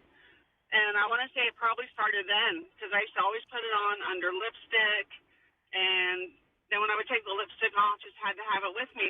So I would say it started then and just progressively got worse. Have people said to you ever, like people you work with or friends or family, have they ever called you out on this obsession? Because you must be constantly applying, right? They just have seen me have 2 or 3 of them. Like, why do you have so many chapsticks? I'm like, because I have a fear of running out. They just laugh at me and walk away. Yeah. Michelle, hey, do you make the lipstick face? Do you do you raise your eyebrows and open your mouth like when you're applying it? Sometimes, yes. All right. Thank you, Michelle. Have a great day. Phones are loaded. I'm totally hitting a nerve here on a lot of people. Tammy in Tampa. Tammy, you're on the MJ Morning Show. Are you addicted to lip balm? Yes, unfortunately. Can I make a suggestion? Do you fly a lot? Do you ever travel? Occasionally. When you do, don't ask like your significant other or kids, "Hey, have you seen my my balm?" Don't say that at the TSA checkpoint, okay? Even though you mean BALM, they're going to take it as BOMB. All right, just be very careful. All right. So Tammy, what's your deal? I have one in just about every room. I've got one in the living room, in the bedroom, in my purse, at work, in my backpack. Yep. Okay, now I do have one scattered around the house. I have one on the coffee table. I have one in the drawer upstairs. I have one on my nightstand because I never know when I'm going to need one. Right, so you're, but I'm not. But I'm not worried about it because I've got them everywhere. Yeah. Exactly. All right. Thank you, Tammy. Appreciate it. Molly in Wesley Chapel. Molly, you're on the MJ Morning Show. Hello. Hi. Good morning. Welcome. Yes. So I wanted to call because I'm definitely addicted to chapstick. When I was a teenager, if I would go to sleepovers, I would panic if I forgot to put it in my overnight bag. Now I am a teacher. I keep one. I have these little chapstick holders. I keep it on my lanyard. I keep one clipped to my. Well, hold on. You have chapstick on your lanyard, like your ID badge? Yes. Okay. I bought a pack of like 10 holders off Amazon. You know what you ought to get? You know those old cowboy belts with the bullet holes? You know, the old cowboy belts where they had the bullets all around the leather. Just put chapstick all around. That's what you got. Honestly, I should. Thank you. Have a great day, Miss Molly in Wesley Chapel. All right, two more. Ellie, and then we have another Michelle. Ellie in Bradenton. Guys, you looked at me like I was nuts. I'm telling you, this is a thing. Dude, you're talking It is to a thing. people who have lip balm on them. All right, Ellie, you're on the MJ Morning Show. Hi. Hey, MJ. I mean, yes, it's a problem. It's an addiction, but there's science behind it. I mean, your lips get addicted to whatever product that you're using, and if you Like methamphetamine? Huh? Like crack? Yes. It's just like crack. And those people who make those lip balms, they know what they're doing. They put stuff in there so that your lips get addicted. So it's big bomb conspiracy that we're dealing with. You know it. I mean, Ellie, if you could actually rub crack on your lips, and you imagine how. New crack flavor from chapstick. Oh, it's crack stick. It's crack stick. Fantastic. Susie My lips Crack. tremble if I don't put it on there. Susie Crack Stick. They're having those crack fits every day, so it's in every room, just like every other lady. And I have 4 in my bag right now, and I'm not going to stop. I'm not going to stop, NJ. Ellie, how old are you? 47. And when did this start? What age? I was probably about 6 when I stole it from my mom. Oh, man. All right. And that was with chapstick back then, when chapstick was really popular. Now I've graduated to Burt's Bees. Oh, Burt's Bees. Yes. All right. Thank you, Ellie. Have a great day. You're welcome. Last call on this guy. You guys thought I was nuts on this. The phones have blown up. We're turning calls away now on lip balm addictions. Michelle in Wesley Chapel. Michelle, hi. You're on the MJ Morning Show. Michelle. I have a huge addiction to Vaseline. Oh, all right. Well, tell us about that.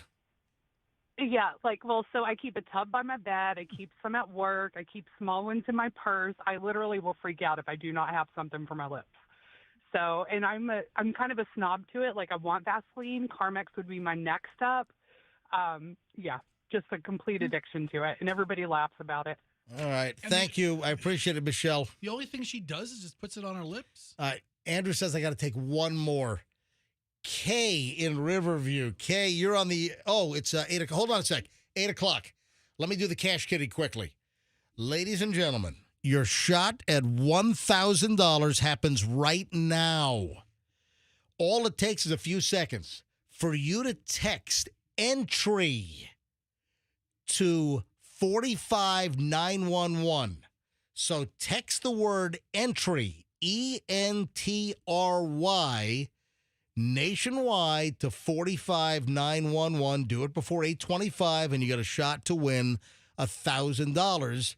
Or you can enter it on the Q105 app or at myQ105.com. The word is entry.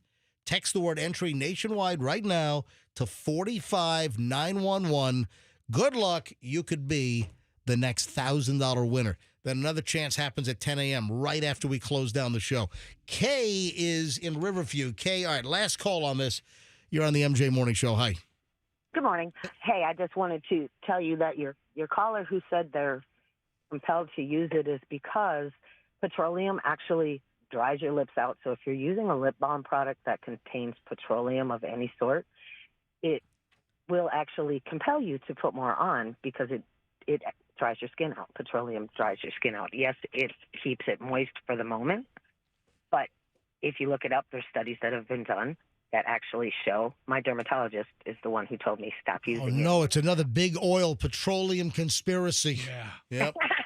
Well, I don't know about that, but it is a fact that if you're using a petroleum-based lip balm like Chapstick, Carmex, etc. So it's funny you bring this up because the item that I saw about this went even a little deeper, and it does bring up that petroleum jelly, when used alone, can fall short, and it's recommended that you get a balm that has ceramides, CERAMIDES, which repairs the skin barrier. Also, shea butter, lanolin, beeswax. They're also good for your lips. So there you go for all of you addictees out there.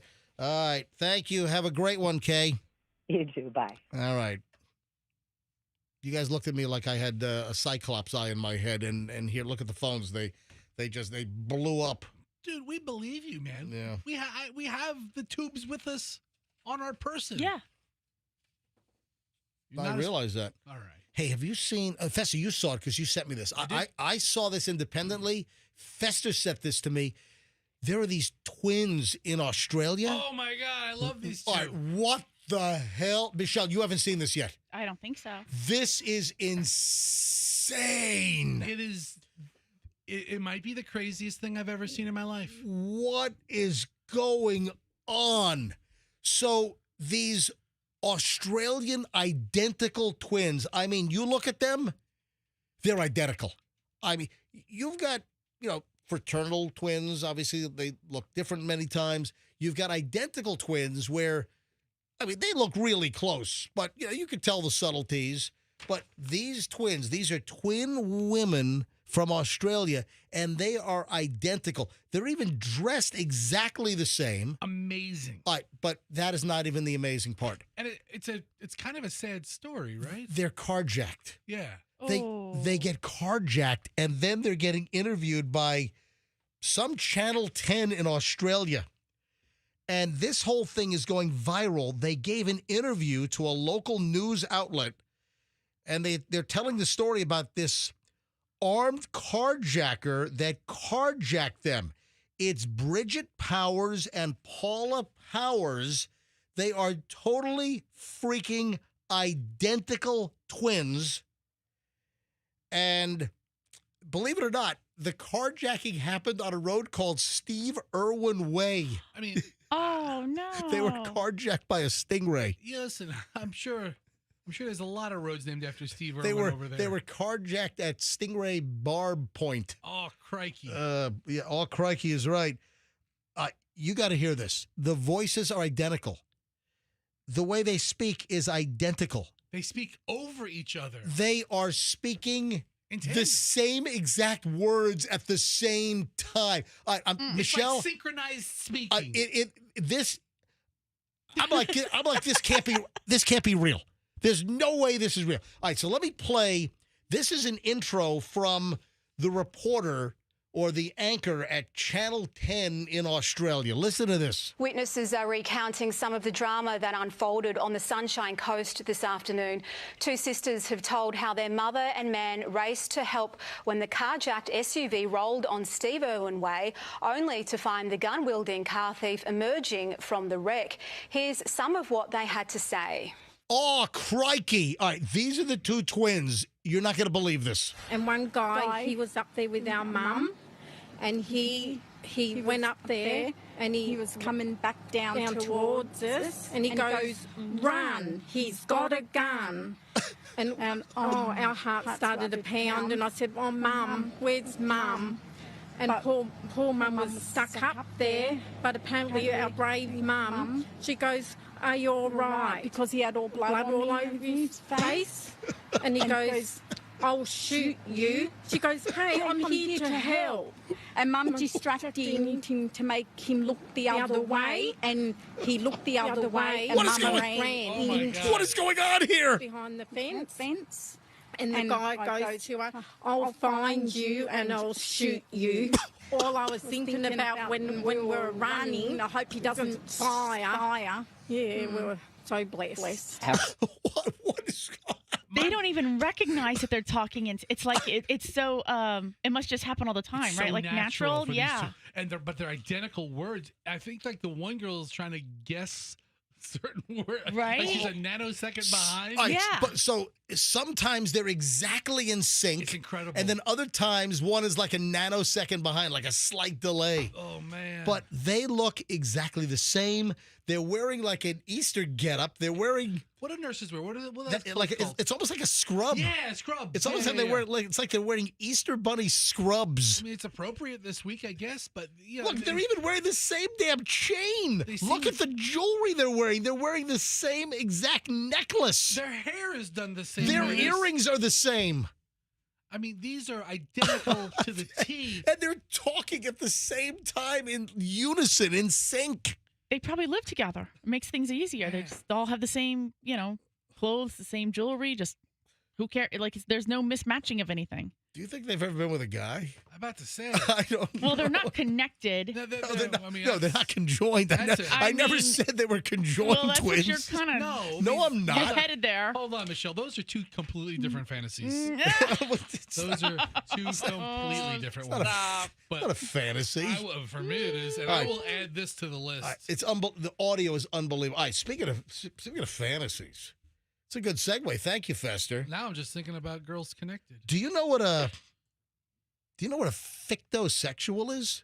A what? A ficto? Yeah, I've never heard of this. I never heard of this until yesterday when I stumbled across this. Do you know what a fictosexual is? Fictosexual.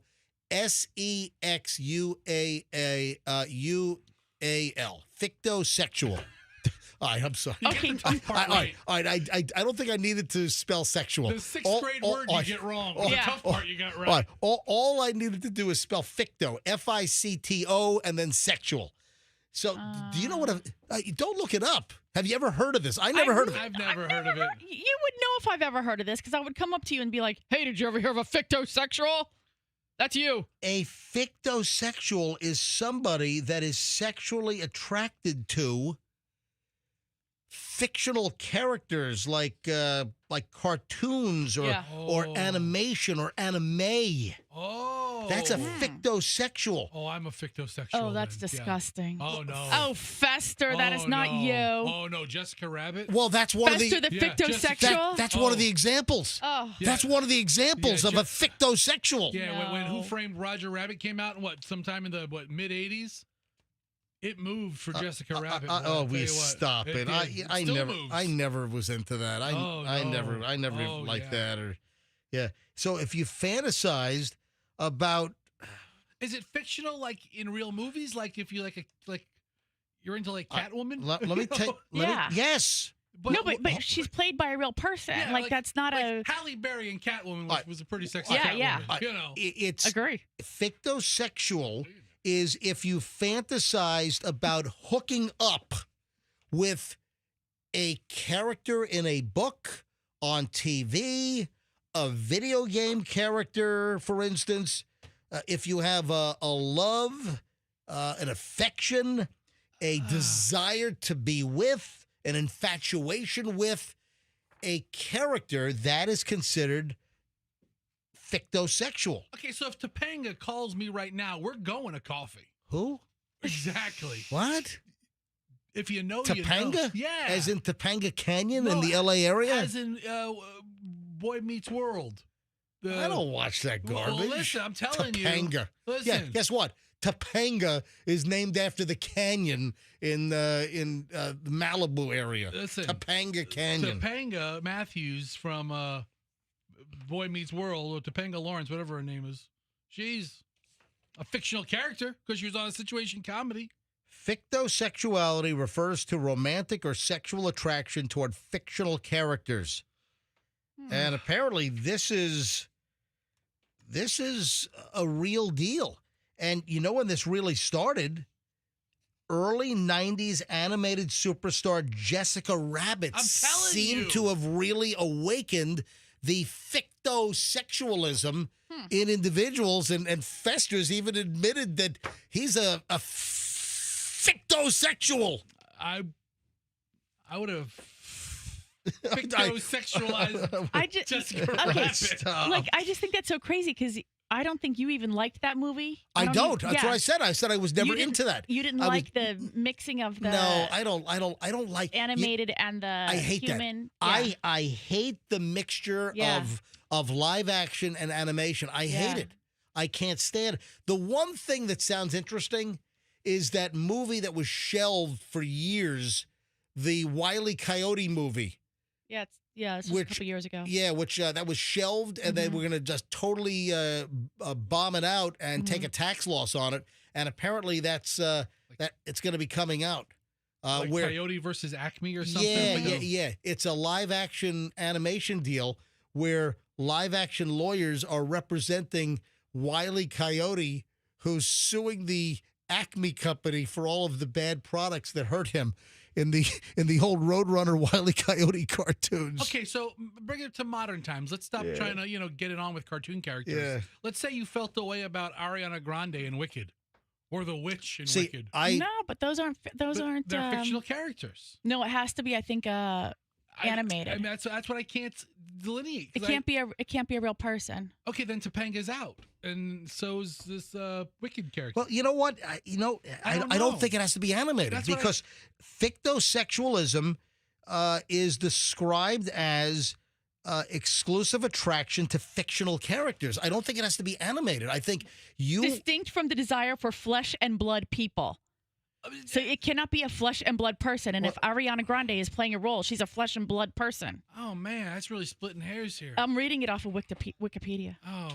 Sorry. Listen, Sorry to disappoint you. I'm reading, from a specialist here who explains that. I mean, if it's only cartoon characters. That it's fictional characters. I don't, It's different from human-oriented sexualism. So that means that it cannot be a person, I think. I'm going with it can be a fictional character. That somebody that's sexually attracted to a fictional, non-real character, that it's fictional, it doesn't have to be animated. It can be a fictional character that you're sexually obsessed with. Oh, my God. And that's fictosexual. I am a blazing fictosexual. I'm like on fire right now. Man, the stuff that you just don't know until you know it. When you want to convert it to either Chinese or Japanese, which is also apparently communities that this might be anime, in. the whole Japanese anime. I'm going to explain this to you. Okay. Both in the Chinese world or in China, they call it paper sexuality because it's got nothing to do with a human person. Okay. Blood and whatever. And in Japan, it's with the anime, right? Like it's all right, hold on. Is a sexual or affective attraction towards two-dimensional anime, manga, light novel characters, blah, blah, blah. I have no idea what you just said. Yeah, so it's all about not being a real person. So it cannot be Fester. I don't want Grande. I don't want to have sex with Magda or whatever you just said. So hold on. From something about Mary. When is the next fictosexual parade? Or what if there are fictosexual conventions? Like those furries. Those weirdos that want to dress up in furry outfits and get it on, bang a gong. I mean, what is up with that? All right, move it along. All right, this is embarrassing as hell. All right, folks, let me be crystal clear. I am not politicizing anything. This has nothing to do with politics.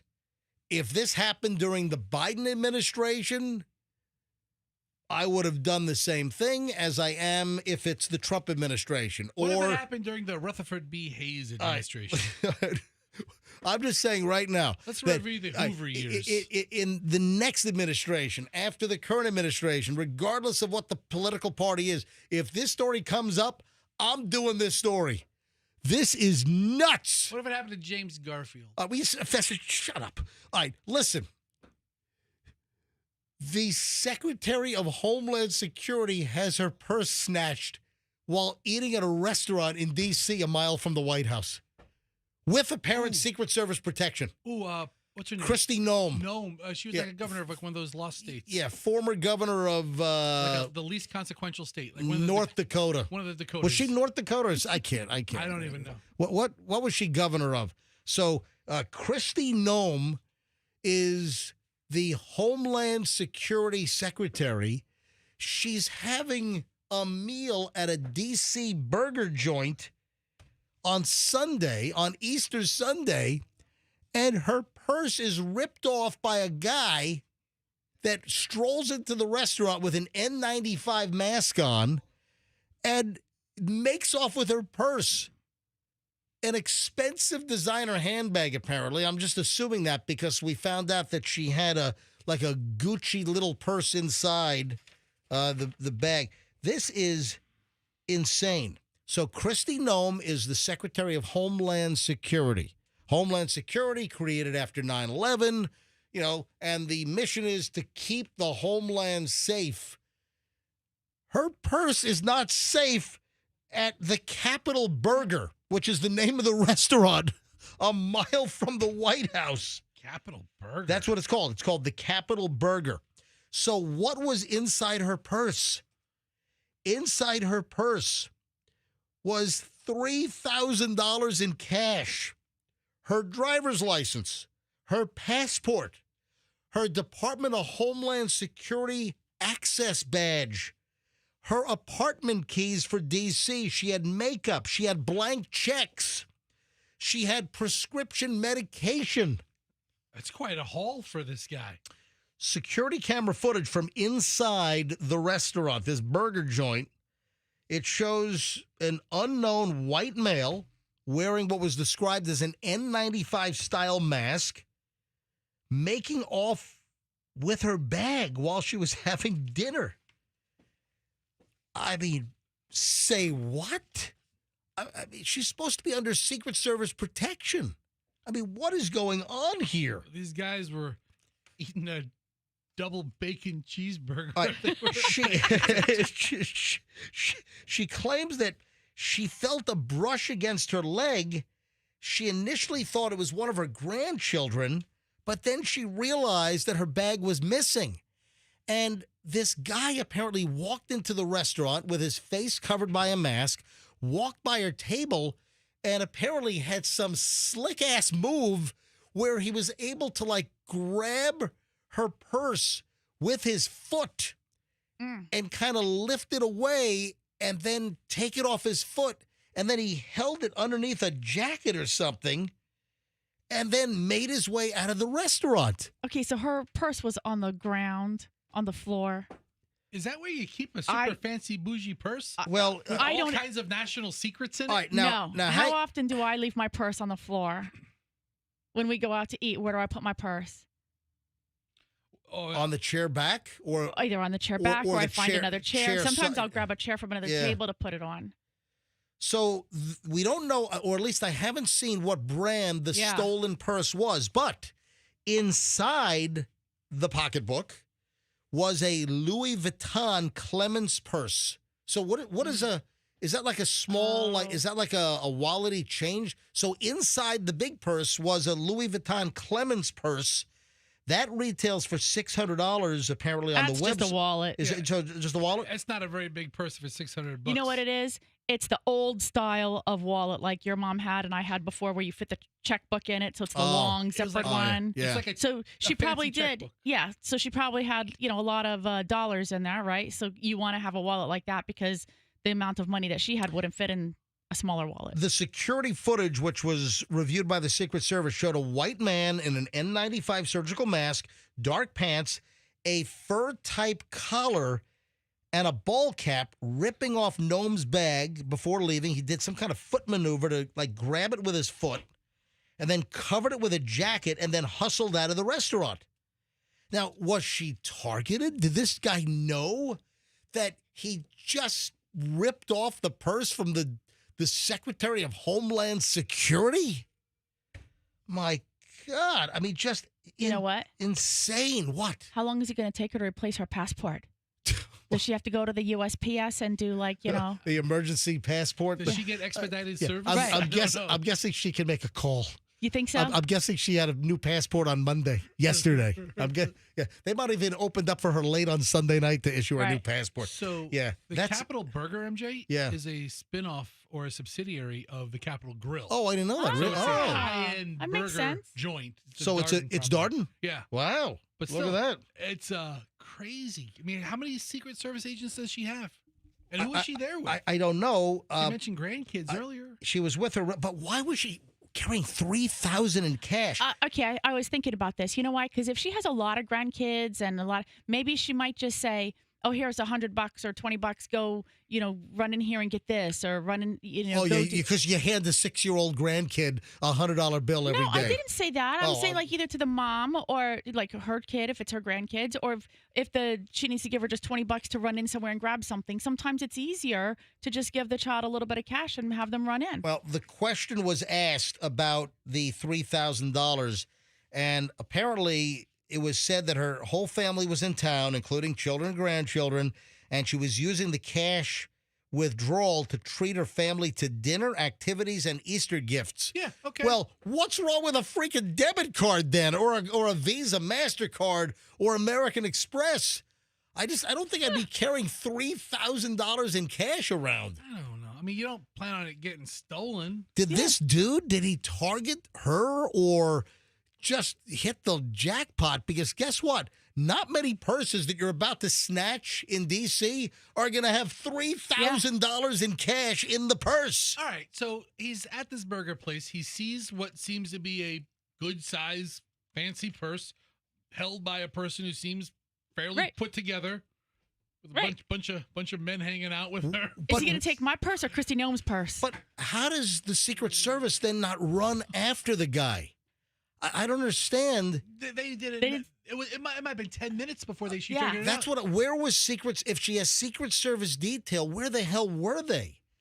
Yeah. And I believe that she realized that her purse was, well, I guess the question is, we don't know how long it was between she felt something brush her leg, which apparently was the guy's leg and his attempt to take the purse, which he did. But how long before she said, "Oh my God, my purse is missing," and that her Secret Service detail was alerted? I got to believe that the detail was in the restaurant or just outside of the restaurant. I mean, that's the thing, MJ. If you're the president, the Secret Service is like right there. But if you're DHS secretary, I don't know. Do they give you a little space? Maybe. I think all right, we'll be out here in the car smoking. If you need us, Chrissy, just say, listen. Let me tell you something. Yeah. If I feel something brush against my leg, like under a table, I'm jumping up.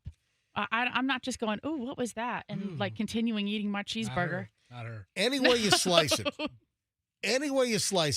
it's just embarrassing for the Secretary of Homeland Security, responsible for keeping the country safe, to have her own purse snatched inside a burger place. Dude, think about the Monday morning Secret Service meeting. Those poor officers. And again, all right, guys, today we're gonna go over purse protocol. And let me reiterate what I said at the beginning of the story. This is not political.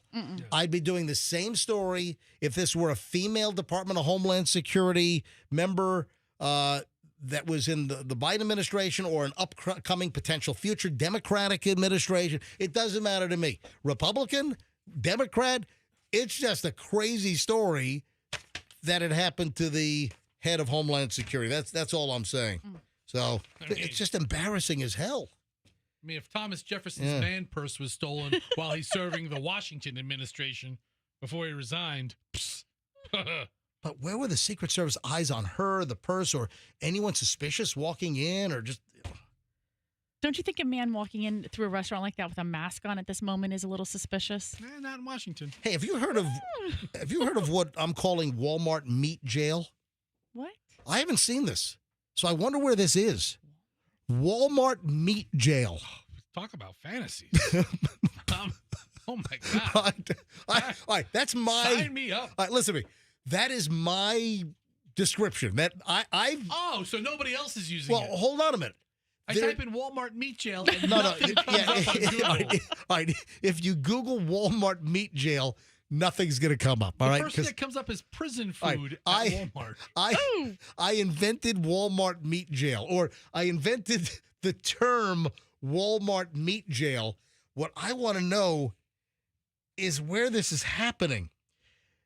This is apparently a new enhanced security protocol at some Walmarts where they're locking up the meat under wire mesh to prevent theft. It's kind of like the pharmacies, the drugstores these days, how they're freaking locking up like toothpaste and deodorant in some places where you gotta find a store employee with a key to open up the glass cabinet to get out an Old Spice or something, you know? So apparently Walmart in some places is locking up their meat in some kind of a wire mesh deal, and then you have to get a hold of a Walmart employee to unlock the meat mesh. I mean, listen, there are some stores. I think shrinkage or people stealing stuff is a problem at every store. It doesn't matter what neighborhood it's in. It's every store. But some, it's really, really bad. It doesn't say where this was, just Walmart refrigerated meat section, and the store placed each steak inside a wire mesh. So does a clerk have to unlock it at the refrigerated section, or do you bring your meat in some kind of a wire mesh device to... No, I think it's more practical the first way you said it, MJ. That there's a mesh locked over. I have some images of it. Fester found a picture. So it's only some. You know what it is? Much more expensive cuts. Selective. Yeah, you're right. It's the more expensive cuts. I've never seen this, but it's seriously, it's Walmart. It's meat jail. So it's just like a fence cut up and wrapped around it. If I wanted this Walmart Black Angus steak, New York strip, it's $29.90. USDA choice. 1, 2, 3 steaks, $30. But look, hold on. But the New York strip, hold on a minute. The New York strip is in the meat jail, and that is a $29 label. But right next to it, you've got Angus ribeye at $22.31, and that is not in meat. That is not in meat jail. I'll take the ribeye 10 times out of 10. Oh, listen, the ribeye. Oh, ribeye over the New York strip every day of the week, because the ribeye is flavor because of the marbling and the fat content in the ribeye.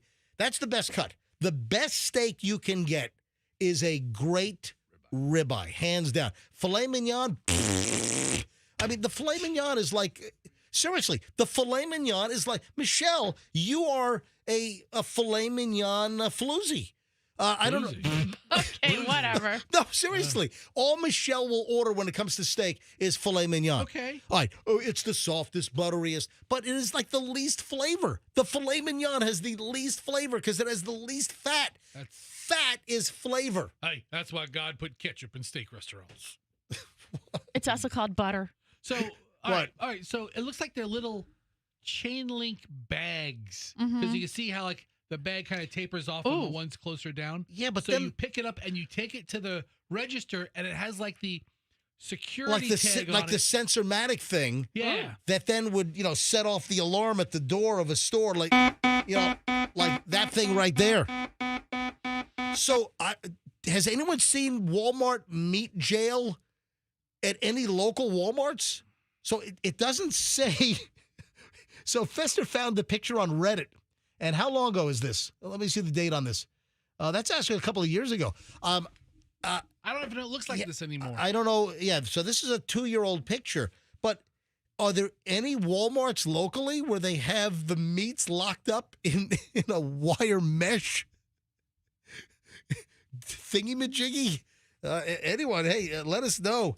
800-990-1047. 800-990-1047. Oh, speaking of food and markets and Walmart, I'm just going to bring this up. And listen, this is not disparaging I just want to know what the hell is going on. So we do shopping at Publix. I shop at Sprouts. I will shop at Trader Joe's. I will shop at Walmart. Okay. Michelle is an egg bitch. Michelle's an egg snob. Boy, she's a filet floozy. Now she's a... Michelle. You sure are full of the name calling for someone who is just sitting here like helping you out, buddy. Michelle, hold on. That's a good point. You are so particular about your eggs. For whatever reason, you settled when it comes to supermarket eggs. Now, obviously, you'd prefer a farm fresh, delicious, a hen that's been raised properly, eating bugs and eating all the natural stuff and roaming around. So there's nothing like a great farm right out of the hen's butt or vent or whatever you call it. There's nothing like a fresh farm egg. But when it comes to the supermarket eggs, you've tried most everything, and you've settled on... The Vital Farms eggs. Michelle likes the Vital Farms eggs, and we've talked about this in the past. Okay. Why are the Vital Farms eggs still $9.49 for the non-organic? Not the organics. The regular Vital Farms are $9.49 for the dozen at Publix. Dude, where are you And looking? hang on a minute. And the same damn egg is now $5.92 at Walmart. That is almost a $4 difference per dozen. Well, Publix, what's going on? Right. Hello? I have a theory on Publix. Yeah, what? They have resorted to just marking everything as much money as they can get for it, and they'll have things on special or BOGO, and maybe you buy those when they're on sale. But if you're going to buy something that's not on sale at Publix, then you obviously need it, and they've adopted like a convenience store mentality. Well, I'm saying like the clementines. I love the halos or the cuties. And at Publix, those are $5.99 to $6.99 a bag. Right. You go to Walmart, they're $2.99 to $3.99. Okay, great. You know, You're gonna, same product. and the logic is, in the moment, are you going to not get them over $2?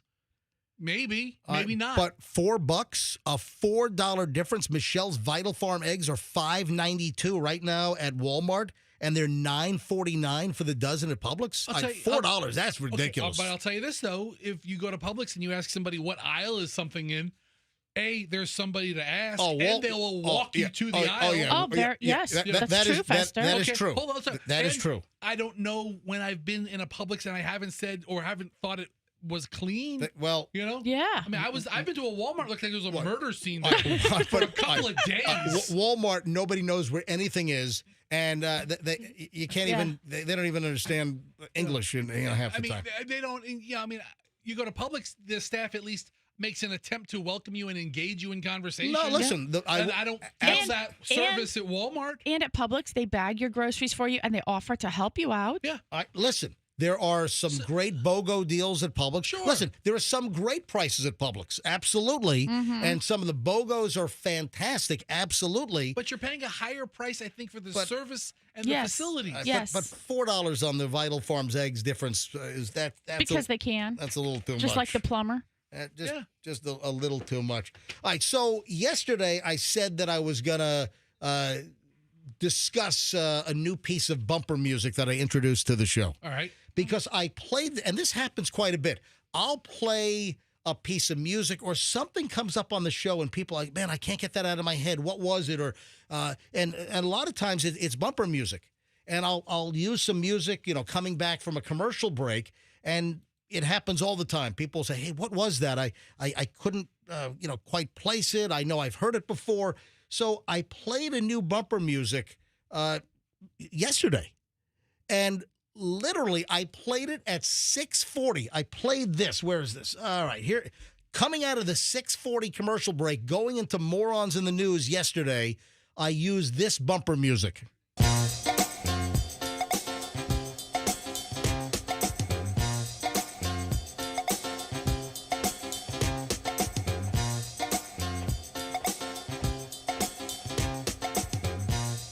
I checked my email during the break just before 7 o'clock, and I had 3 emails, people saying, hey, what was that music you just played before Morons in the News? And I mentioned this yesterday that I was going to take some time and talk about it.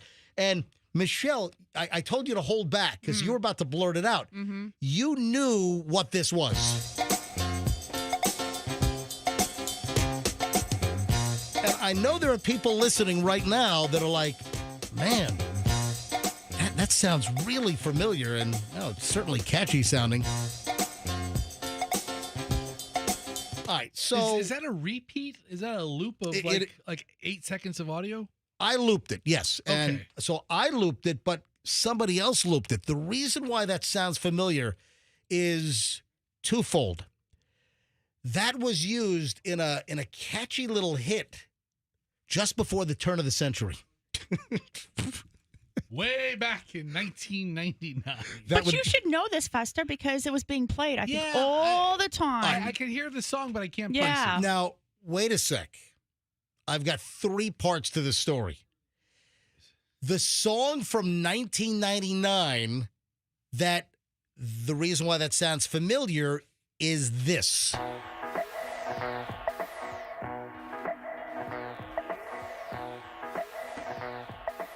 Here's a little bit. All right, and of course the hook, quick little like 8-second musical break in a hit song from 1976. And I remember this song when I was a kid. I was like, 10 years old. The song that Len, Steal My Sunshine, grabbed that little sample from was this.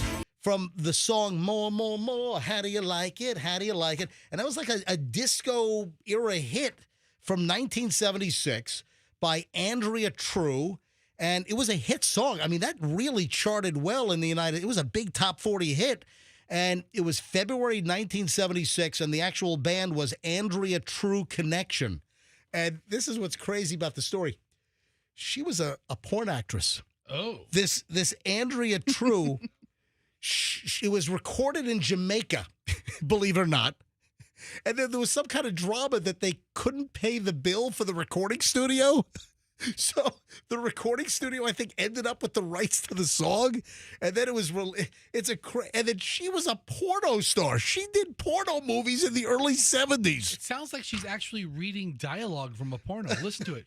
How do you like it? How do you like it? More, more, more.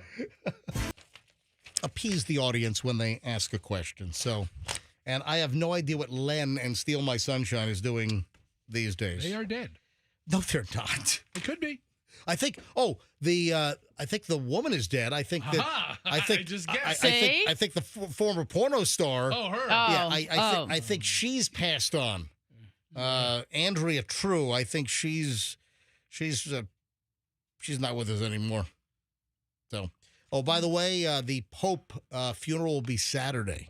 So that was announced earlier today. The Vatican announced that the Pope's funeral will be Saturday. Fester, you coming over? For the big watch party? Yeah, we'll have a big Pope funeral watch party. We're not doing a watch party. You'll make some pasta in memoriam. Yeah, we have a nice little Italian themed evening. I'm making some pasta. I'm making some gelato too for the Pope. The papal watch party. The watch party. Some papal pasta. Anyway, listen. The Pope actually hails from Argentina, though. Yeah. But I think the family.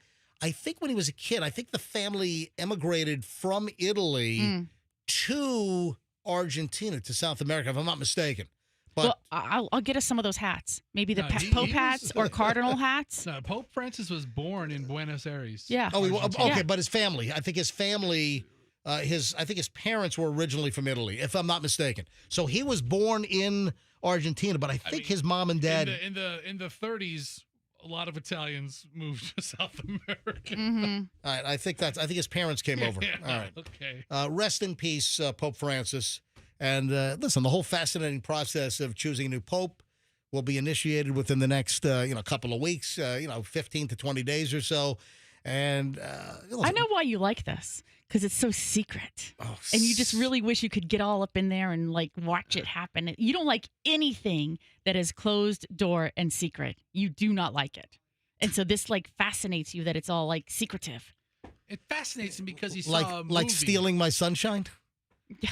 All right. Yes, Fester? It fascinates MJ because he's trying to relate it to a movie, the movie Conclave. Dude, I was fascinated with this whole Pope process well before the big Conclave movie last year. I don't remember you inviting me over for the Pope John Paul funeral back in 2005. Oh, because Yeah. maybe I was really sad then. I mean, that was a sad one. So, Yeah. I mean, Benedict kind of went out without a lot of. He retired. Yeah. And then just died like 2 years ago. Hey, speaking of the Pope, I saw that there's an autographed Pope baseball. Yeah. But Francis? hold on a minute. Yes, Pope Francis signed a baseball. Was he over here in the U.S.? I know he visited. Two things. There were two things. Yes. Two other things regarding the Pope. All right. First of all, the baseball. And do you have the details on where it was? The Pope Francis signed the baseball. And this is what's shocking to me. The baseball that the Pope signed, now that he's dead, it's expected to fetch $15,000 at auction. That's it? You've got a baseball signed by the Pope, and it's only going to bring $15,000?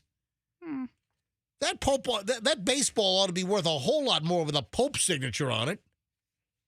Well, it's baseball, so it doesn't really have anything to do with him, I think, necessarily. Right? Doesn't like if it matter. were maybe if it were one of his hats I mean, if you that got he one of signed. those big hats. The one that looks like my giant Netgear internet router. Yeah, that one. Yeah, I've got a router from Netgear. My Orbi, it looks like a Pope hat. Right. In fact, I could put that on, walk around the Vatican, and people would think I was the Pope. Cardinal MJ. If I put my Netgear Orbi router on top of Pope my Francis, head. he visited the United States 10 years ago. Yeah. On a 6-day trip, making stops in Washington, New York City, and Philadelphia. He came to New York City, don't you remember? It was a big deal for Chloe and her school and the headmistress and the assistant that interviewed us for admissions. Yeah, because they got invited to because Chloe went to an all-girls Catholic high school. Right. We can say what school it was, right? I think sure. You already have. Chloe went to Marymount, right across from the Met in Manhattan. Yeah, but they were invited to the mass that he performed at one of the cathedrals right there in the city, and it was very, I think, like invite only. I don't. Oh yeah, but the headmistress at Chloe's school. I mean, I think she was sitting right on the edge when he walked. She was so excited. She got to touch the Pope. Yes, it was a very moving experience for her. Oh yeah. All right, and then the other Pope story, Nostradamus. So do you see all the stories came out? Oh, Nostradamus predicted the death of the Pope. Oh, let me get this straight. Nostradamus predicted a really old Pope was going to die. Boom,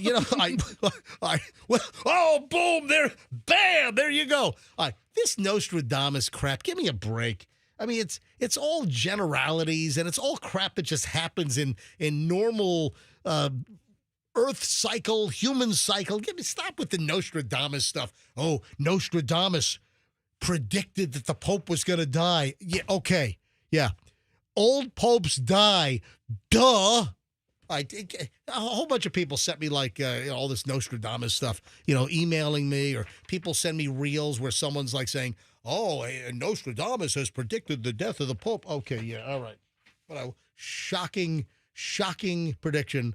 An old guy who was Pope passed away. I mean, they all end up dying sooner or later, right? You see the airplane over in Orlando that caught on fire yesterday? What's going on? Delta's having a rough time these days. That wasn't an old plane.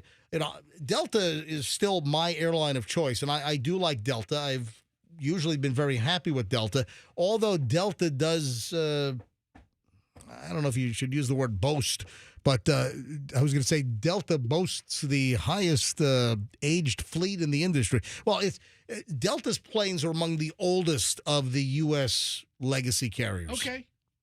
Yeah, I just flew Delta, and what did I tell you?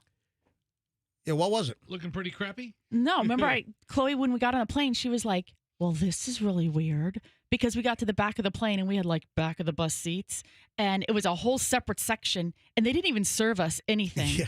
And she was like, they didn't even come with the cart. That was your Atlanta to Tampa? No, it would have been Tampa to Atlanta. Oh, that was Tampa to Atlanta. Right. Okay. And so then I said, yeah, this is a really old airplane. And she goes, or it's really new. And I said, no, I think it's really old. Yeah, and I called you, and you looked it up on your Yeah, it was an old 757. You said it was 28 years old. Yeah. So the plane you flew on was 28 years old. I was on when I flew back from the Philippines and I was on my early Sunday morning flight coming back from the Philippines, I had Delta from L.A. to Atlanta, had a little layover, and then I flew from Atlanta to Tampa, and I was on a 34-year-old 757. Yeah, but it didn't catch fire like this big engine did in Orlando. Yeah, the Orlando plane was a new plane, newer. So for Delta, this was a newer plane. The Delta flight was an Airbus 330, and it was only 9 years old. Oh, man. Now I'm watching all these people getting to live one of my dreams. Hold on. Dude, you sicko. You want to slide down an airplane emergency evacuation slide? I don't want to be in an airplane emergency. No. What's wrong with you? Slide down it. Yeah. Tell me it doesn't look like a ton of fun. Guess what? Here's what you need to do. What? The next time one of the big carriers like Airbus or Boeing or Embraer or whomever, when they have to certify the airplane, they look for volunteers, I think. Do they really? Yeah. Or they, I know they've done it in the past. I don't know how they fill the planes, but in order to get certification. Do they certify them in Tampa? No, they don't certify them in Tampa. Okay. But in order to get certified, the airplane manufacturers have to demonstrate that an airplane can be evacuated in 90 seconds or less with half of the exits unusable. So they fill up the plane with all these mock passengers, and they have to do evacuations in order to show that you can evacuate the airplane within a certain amount of time. And I know in the past that they've like paid people to be passengers to, evacuate the plane. I'll do it for nothing. Yeah. I just want to slide down the ramp. Anyway, the deal is, man, just a horrific video. I mean, it seems like everyone seemed to be okay. I thought I heard there were like 2 or 3 minor injuries with the evacuation, but this is just to the east of us. This was Orlando yesterday, and it was Delta Airlines Flight 1213, and they were getting ready to push back from Orlando International to fly to Atlanta, and supposed to leave at about 11:15 a.m. yesterday morning. And while they were getting ready for the departure, the right engine catches on fire. I mean, it's like just flames are shooting out, black smoke. So they evacuate the airplane, and there's the cell phone videos posted that shows the burning engine before the passengers actually were told to evacuate. Then somebody yells, "Holy get out!" Someone can be heard on the video. Yeah, that would have been me. People will say, well, I'm sure they're insured. I think Delta's self-insured, actually. They're self-insured. Yeah, Delta does not have like Geico or Progressive. Or the Colonel. Yeah. I think General. Oh, the General. Yeah. Thank you. Right. I think the most fascinating part of that story for me was the person was explaining it on the news last night that the pilots have the ability to push a button and that there are actual fire extinguishers in, what do you call it? In the engines. In that area to immediately extinguish the fire. There are fire suppression. Listen, even in the cargo hold. That's fascinating. If a fire breaks out in the cargo hold of most commercial carriers, there are fire suppression systems that are supposed to put the fire out. Is that always going to happen? Well, in this case, it worked. Yeah. The fire was extinguished pretty quickly, I think. I think, the fire department showed up, I believe. Yeah, but they're going to show up for anything. Yeah. Yeah. The airport fire department, I think they finished. So here's the fireball. I don't think. Look, it's gone. The fire's gone. The fireball, the evacuation hadn't even started. Yeah. And there's no more flames ripping from the side of this plane. Right. So I don't know if they fully extinguished it, but then the fire department came and I think they doused it as well. But rough time for Delta, lately. So I mean, that's an expensive damn airplane. Airbus 330 that's 9 years old. It's got to be a $180 million plane, $150 million. I mean, it's got to be millions in damage to this aircraft. I'm sure they'll get it in the air again. All right, 8:54 at the MJ Morning Show. The 9 o'clock hour happens in minutes. This comes to an end right now, as always. Good things must come to an end. Just wrapping up an hour and 20 minutes of nonstop MJ. We do it every single morning, starting about 7:25, 7:26, somewhere in that vicinity. 9 o'clock hour is next here on the MJ Morning Show. There is a Gmail warning, and billions of Gmail accounts exist around the globe. A Gmail warning. What is it? Also, if you need a glass of wine to relax, do you demonstrate these habits unknowingly? That and a whole lot more next on the MJ Morning Show on Q105. Stand by.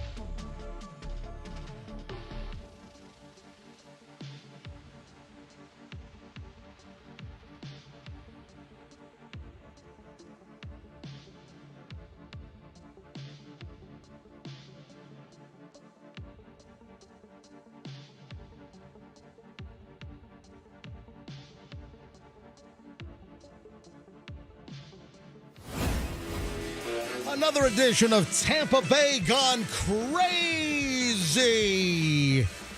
will happen in just a matter of moments. A couple of nutso stories. The 11-year-old and the egg and the driver out in Sebring with the high noon or whatever the hell that thing was. We got a lot of crazy stuff coming up here. Welcome, folks. 9 o'clock hour, MJ Morning Show, Q105, 902. Cash Kitty's on the way in less than an hour. So at 10 o'clock, another Cash Kitty keyword and your shot to win another $1,000. Remember, Cash Kitty, 8 a.m. right in the middle of the MJ Morning Show, 10 a.m. right after the MJ Morning Show, then 12 noon, 3 p.m., and 5 p.m. All chances for you to listen for the keyword, then text the keyword, and then wait and see if the computer picks you randomly to win the $1,000. Cash Kitty on Q105. The Gmail security risk, and this thing was like a big red alert, big alert, alarm. I mean, all kinds of stories yesterday on this, that if you use Gmail, and there are 3 billion Gmail users, that is insane. Apparently, Google has issued a urgent warning to 3 billion Gmail accounts. There's a new sophisticated phishing scam, and it looks like an authentic alert that Google's been subpoenaed to turn over your email records and your account. What? Yeah, but this is not coming from Gmail. This is not official. So apparently these phishing attacks have been going out. I guess the first ones were noticed around April 16th. So what was that, Wednesday or so, I think? So mid last week, this was when it was first spotted. And according to an expert, he says that this exploits the vulnerability in Google's infrastructure, and Google is refusing to fix it.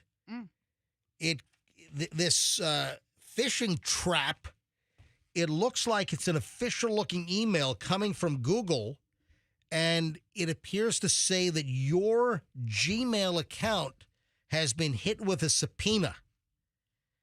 And it looks like it's a real Google address. The only hint that it's a phish, that's a PHISH, is that it's hosted on sites.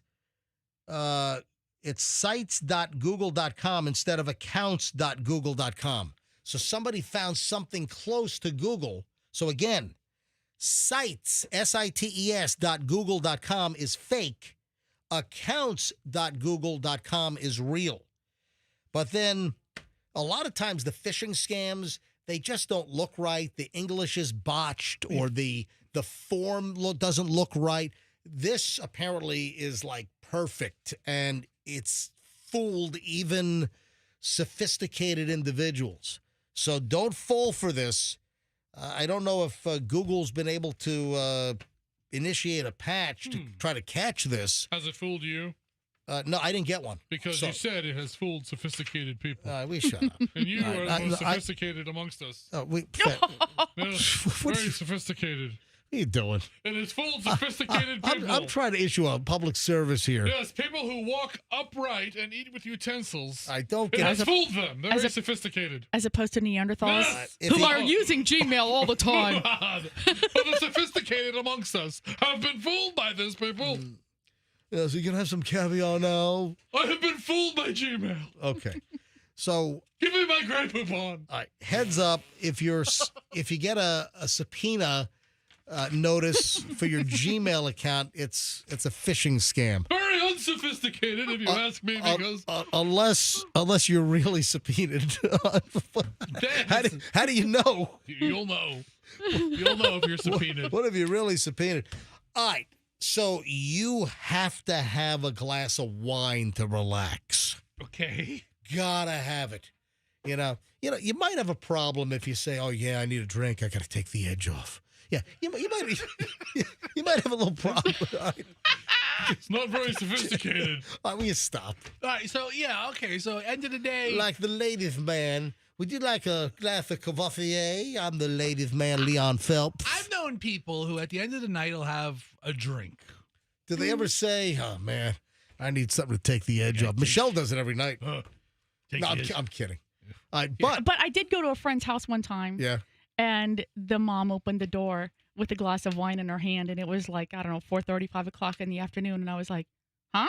And she goes, helps take the edge off. And I was like, oh, okay. That was like license. I'm like, okay. I came home to you, and I'm like, hey, let's help take the edge off. Who was it? I'm not saying. Come on. No. Good friends. I was out for my We're walk. still good friends. I was out for my walk last night, and there's a mommy just walking with a glass of wine in the neighborhood. Yeah, why not? Is that open container? Is that a violation? Call her in. Yeah. Go ahead. I'm not calling her in. Call the cops. Be the neighborhood douche. Hey, I'm not. Listen, I'm not.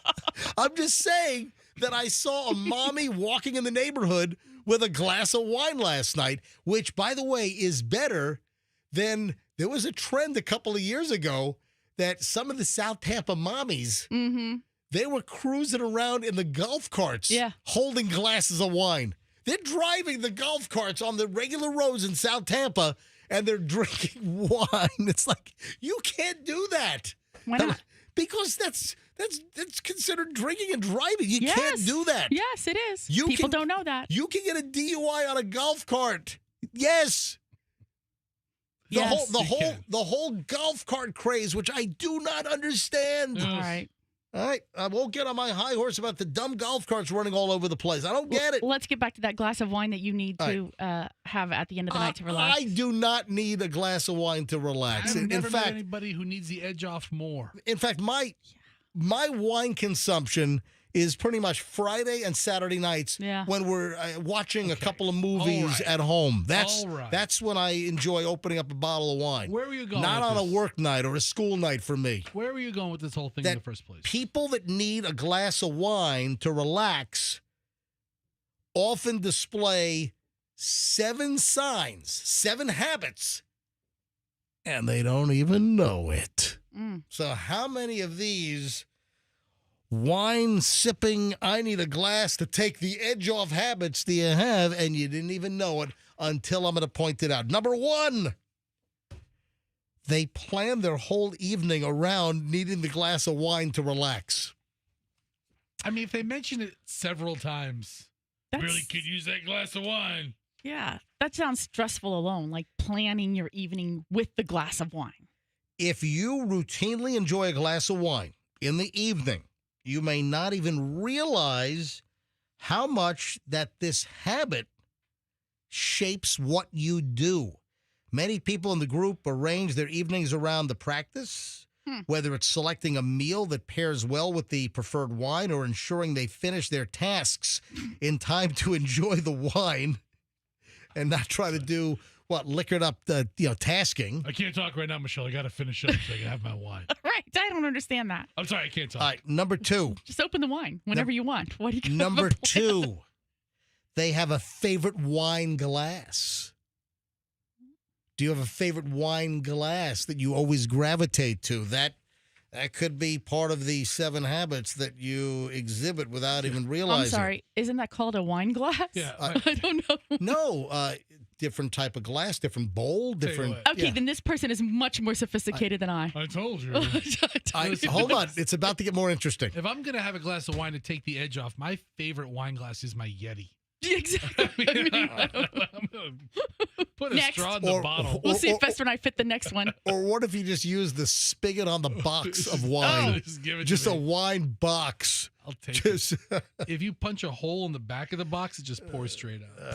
Number 3, they appreciate the art of wine tasting. See, I don't. That to me, that seems to be very deliberate and That's irrelevant. That one doesn't really interest me. Here's what gets interesting. Don't tell me I'm a connoisseur and I'm taking this glass to take the edge off. Number 4, they view wine as a companion. Okay. What? Yeah. If you start viewing your wine as a companion, and it's not maybe overt where you're verbalizing it, but just think, do you sort of mentally consider your wine so much of a pattern that it's an essential item, that it's a companion in your life? All right? That's a potential habit. Number 5, people that associate wine with self-care. Huh? Self-help, self-care, yeah. The resveratrol is doing wonders. Yeah, exactly. For me. For my innards? Yeah, I don't understand. I think it might be more of the alcohol, but listen to this. In a world that often feels like it's moving a million miles a minute, it's important to find moments of calm and self-care. For me, this comes in the form of quiet, a relaxing evening, and a glass of wine. There's something soothing about the ritual, the pop of the cork, the glug of the liquid being poured, the first sip.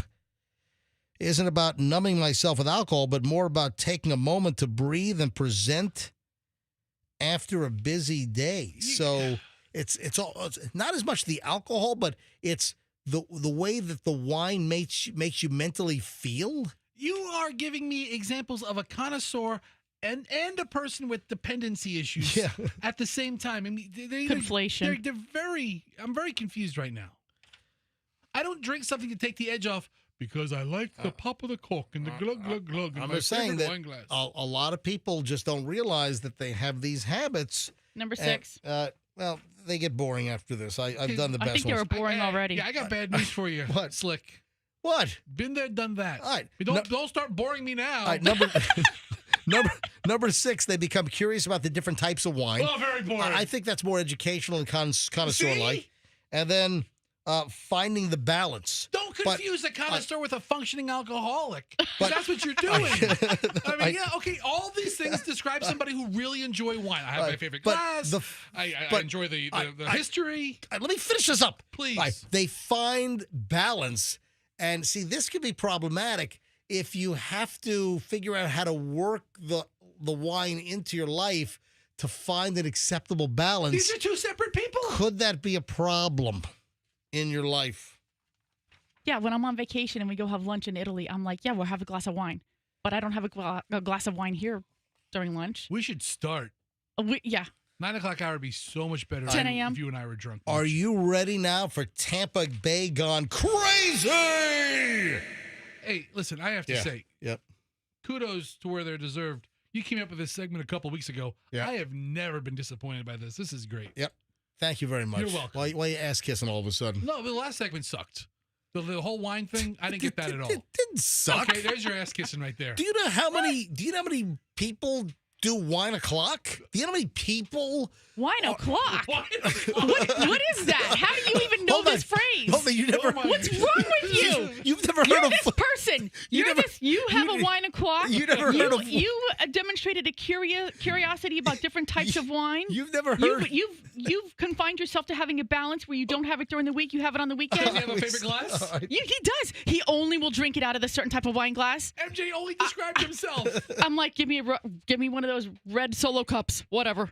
All right, I'm sorry. Go ahead. What's with the Tampa Bay? All right, move. All right, now it's time for Tampa Bay Gone Crazy. I said it wrong. I'm sorry. What the hell happened? A guy attacked and pins an 11-year-old girl down to the ground because he thought that she threw eggs at his house? Mm. Ooh, man, you put hands on an 11-year-old girl. Yeah, this is not going to end well. Holy crap. Oh, man. Does this 11-year-old girl have a daddy with a gun? Because it's over. Mm-hmm. Put me in front of a jury of my peers on this one. Yeah. A guy has been arrested here in Tampa Bay area. This dude attacked an 11-year-old girl believing that she had chucked eggs at his home. It was an apartment. And apparently the egg throwing has happened over the past week or so. This is according to a release from the Hillsborough County Sheriff's Office. So a little after noon on Saturday, Hillsborough County Sheriff's deputies were called to Allison Park Place. 911 calls come in about an attack, an assault. Did he make the call? No. Marius Mutu. M-U-T-U. If you got a better pronunciation for that, let me know. Marius Mutu. I'm trying to think of a joke. I can't do it. 43 years old, was caught pinning a young 11-year-old girl down on the ground. The girl is screaming. The girl is begging for help. Oh. Hillsborough County Sheriff's deputy said that Mutu ran after the girl and, forced her to the ground. He tackles her? The kid is screaming. Watch the video. So the child screaming, it caught the attention of people inside this Tampa apartment, and you could hear people trying to assist or help. Do we have audio from the video? Yeah, other people are telling folks call 911. And the child is saying, please, I wasn't doing anything. So the child is screaming this out as this 43-year-old guy is pinning the 11-year-old girl to the ground. More than just names. I mean, they were deeply loved. What are you doing there, Fester? You got to close all your windows there. All right. You got it? I closed the window I needed to. All right. Let me pull back. Hang on. No, we have the audio. You have the audio? Okay. It's on my hotkey. I'm trying to find it. Oh, here it is. Okay, here's the audio. I couldn't find it on my button bar here. Here we go. All right, so this is listen That's to her. the 11-year-old. Yeah, I wasn't doing anything. I swear to God.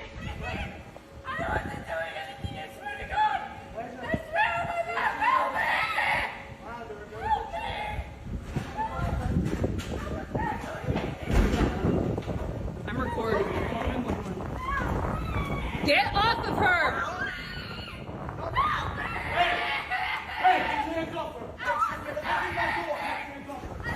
All right, so finally somebody stepped in and confronted him. So those are neighbors in this apartment complex that are rolling, cell phone video, and you can hear, as I said in the story, they're saying call 911, call 911. So the girl 11 is screaming because this 43-year-old, this Marius Mutu, is on top of her after tackling her to the ground. He thought that she had been egging his apartment numerous times over the last week. I mean, that audio is bone chilling.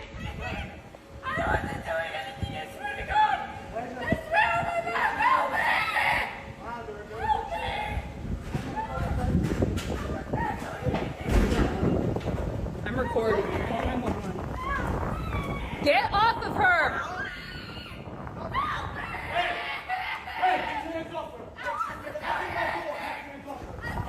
Some might say that whoever was videoing should have just stopped videoing and called 911. But others were there who called 911. And you can make an argument that at least now the sheriff's office and the Hillsborough County State Attorney's Office, they're going to have video proof. Yeah, if you're with somebody else, sometimes the best thing you can do is be a good witness, and if you can get evidence. Nothing like good witness when you got video, you know?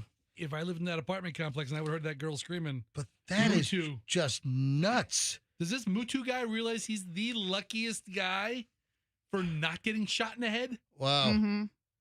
What a crazy story. So this Mutu, he says that someone's been chucking eggs at his apartment for the last week. Okay, that sucks. I'm sorry for you, Mutu. And then it happened again. Yes. And then saw an 11-year-old girl walking by and assumed, oh, it's got to be her. So he runs out and tackles the girl on the ground and holds her down, and then you can hear her screaming. And he's on top of her while she's screaming for her life, scared out of her mind? So he told sheriff's deputies that he was just trying to take a photo of the kid to then turn it over to the management at the apartment complex. Dude, you're in trouble. You are in trouble. Chad Chronister, the sheriff of Hillsborough County, said this type of behavior is not only unacceptable, it's reprehensible. The safety of our children is non-negotiable. This child endured a terrifying and traumatic experience at the hands of someone who chose to take matters into his own hands. We remain committed to protecting our children and ensuring those who harm them are held fully responsible or fully accountable. Yeah, he was arrested on Saturday, charges of battery, false imprisonment. Maybe some other stuff will be tossed at him once the Hillsborough County State Attorney's Office get their hands on this thing. But that's unbelievable. That's Tampa Bay gone crazy. That's nuts. And then this one out of Sebring. What is that, Highlands County? So this is insane. There's video of a DUI driver offering a vodka spritz during mid-pursuit. Oh, just taking the edge off. Oh, God. Oh, all right. So there was an alcohol thief. This is Highlands County, Sebring area. And when it was all over, the guy who was being chased said, you guys had fun, though, right? Oh. So 3 p.m. last Saturday, employees at the Spring Lake Market, this is in Sebring, they called the sheriff's office to report that somebody ripped off alcoholic beverages from the store. So the suspect, Richard Christopher Smith, 39, of Miami, he was seen driving in circles around the store in a black minivan. Then he sped off after he saw the Highlands County Sheriff's vehicles. So he takes off, but offers him a drink. And the body cam video shows this guy Smith holding a can of Kettle One vodka spritz. Oh, man, they tasered him right there. He's holding it out of his window as he's driving by and yelling, I was just going to give you guys a drink. That's it. Anyway, here's some audio on this thing. It's Tampa Bay gone crazy. Listen to this one. Stop. Stop. I'm going to give you a drink. That's it. Right there. He flies by the cops. They're trying to get him to stop, and he's holding the Kettle One vodka spritz. All right. Then they tried the stop sticks on him. Then he's flying at a high speed. So they have the stop sticks, which punctured his tires. Show me your hands now. Oh, man. Get on the ground now. Get on the ground now. What a bonehead. Get on the ground. Oh, so they get on the ground now, and he just keeps walking toward the cops, and they just tase him. Do that again. Oh, my God. Give you a drink. That's it. So that's it. Right there is when he offers them the drink. He's holding it out the window. the guy also looks like he's got 3 teeth in his mouth. Did you see him? So this guy comes out of the car. Drink, that's it. And then he crashes into like an SUV. As he's getting out, he's already had a head-on collision with another vehicle. And then he's just walking toward the cops as they're telling him, get on the ground. And they just tase him. And he just falls to the... Give me the tase on the ear one more time. Go back. Oh, here we go. Here's the tase. All right, and listen to this. Show me your hands now! Get on the ground now! Get on the ground now! Get on the ground! Get on the ground now! You hear Put your hands behind your back! All right, you hear the... And the get on the effing ground. The F-bomb was dropped out. Unbelievable. I mean, what's wrong with this guy? He's obviously hammered. All right, listen to the end of it where he's talking to the officers after they pull the barbs out of his chest. Yeah, no, and he's standing up and he's handcuffed. No, I already played that. Okay. Yeah, that's. Oh no, I have that right here. Listen. A lot of stupid right now. You guys had fun, all right? Yeah, right there. But you guys had fun, right? A lot of stupid right now. You guys had fun, all right? You guys had fun though, right? Yeah, that's what he said. What a. That's folks. Tampa Bay gone crazy. Man, just a plethora of these insane stories, from tackling 11-year-old girls, crazy, to this nut job. All right, 9:26 of the MJ Morning Show.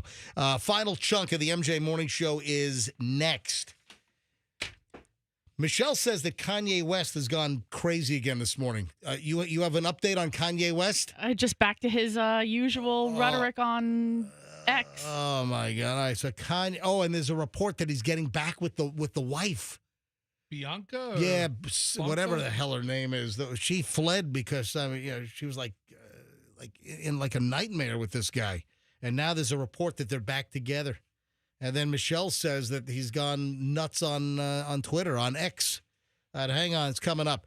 MJ Morning Show here on Q105. Final chunk of the MJ Morning Show is next.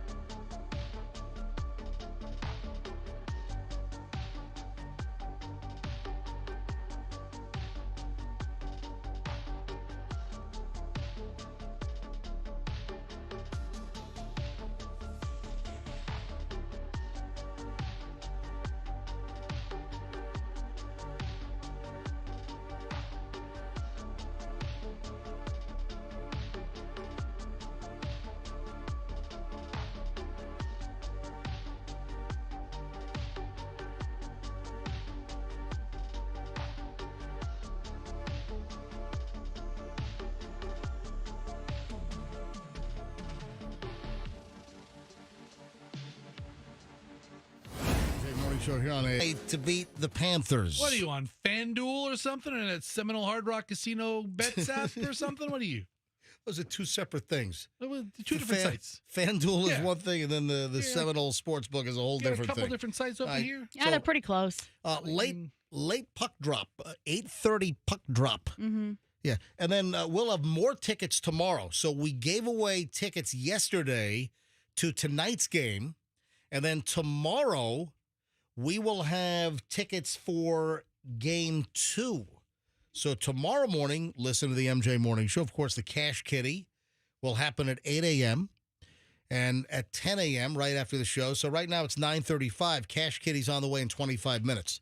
So another word will be revealed in 25 minutes. So you got another chance at $1,000 with the Cash Kitty here on Q105. And then Lightning tickets sometime tomorrow. Just keep listening. And whenever I have a whim, whenever I have a puck up my butt or a hockey stick up my butt, that's when I'll give away tickets tomorrow for Thursday night's Game 2 with the Lightning and the Panthers at Amalie. All right, what is going on with Kanye? Do you have his latest text rant? Well, he's decided to join X again. Hold on. Yeah, I was going to say, I thought he shut down his X account after all of his Nazi and Hitler stuff. And, I mean, listen, the guy is clearly mentally ill. I mean, he has a mental problem. He probably needs to be institutionalized or at the very least heavily evaluated or given a lobotomy. Do they still do that? Or maybe electroshock? Maybe they call it something different. I don't know that lobotomies are terribly common any longer. It is a lobotomy. Anyway, so where were we, Michelle? He's just gone off on a rant. It appears just by my kind of cursorily reading the X's or tweets, as you call them. His kid, he hasn't seen his kids in a long time. His kids have been taken away, and he's blaming his Jewish lawyers, but also he loves his other Jewish employees, but also he loves Hitler, but he hasn't seen his kids. He hasn't seen Saint in a long time. Hang on. He's saying he loves Hitler again? Yeah. Oh, my God. I mean, he's just... this guy just he's sounds just like... kind of all over the road. He sounds like a danger to himself and society. He hasn't seen Saint at all this year. I love some Jews, and I love Hitler. I was told by a Jewish lawyer that I would not be able to see my kids if I was anti-Semitic, and he was right. For now, God is on my side. But then also he wrote a song that claimed that he had an incestuous relationship with his cousin. Oh, and he's published that. It's a male cousin. Yes. What? Yes. So he wrote a post about a song called Cousins. It's all about my cousin. It's locked in jail for life now for killing a pregnant lady. What the? And Kanye is now revealing that he had a sexual relationship with a male cousin who's now in jail for killing a pregnant lady? Just read that. Read that bottom line, my MJ. name is Ye, and I bleeped my cousin. Oh, just stop! Just stop! Till I was 14. Oh my God! Yeah. He bleeped his cousin's bleep until he was 14. What is, all right. And he loves Hitler. All right. We know about all the previous Nazi stuff and his swastika T-shirts.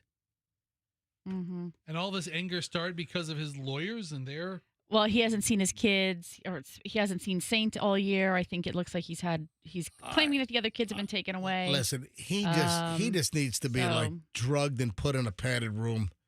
He just needs to be put away. I mean, I don't think that this is helping his cause. If that's yeah, that's what this is all about. That's a way to get visitation, right? You could lock him up with his cousin. Two of them seem to be getting along pretty well. Yeah, the cousin is locked up. He's in jail for murdering a pregnant woman. Yeah. I tell you what, there's a strong DNA string in that family. He's paying $200,000 a month in child support. All right, so now TMZ reporting that Kanye West might be back with the wife. Mm-hmm.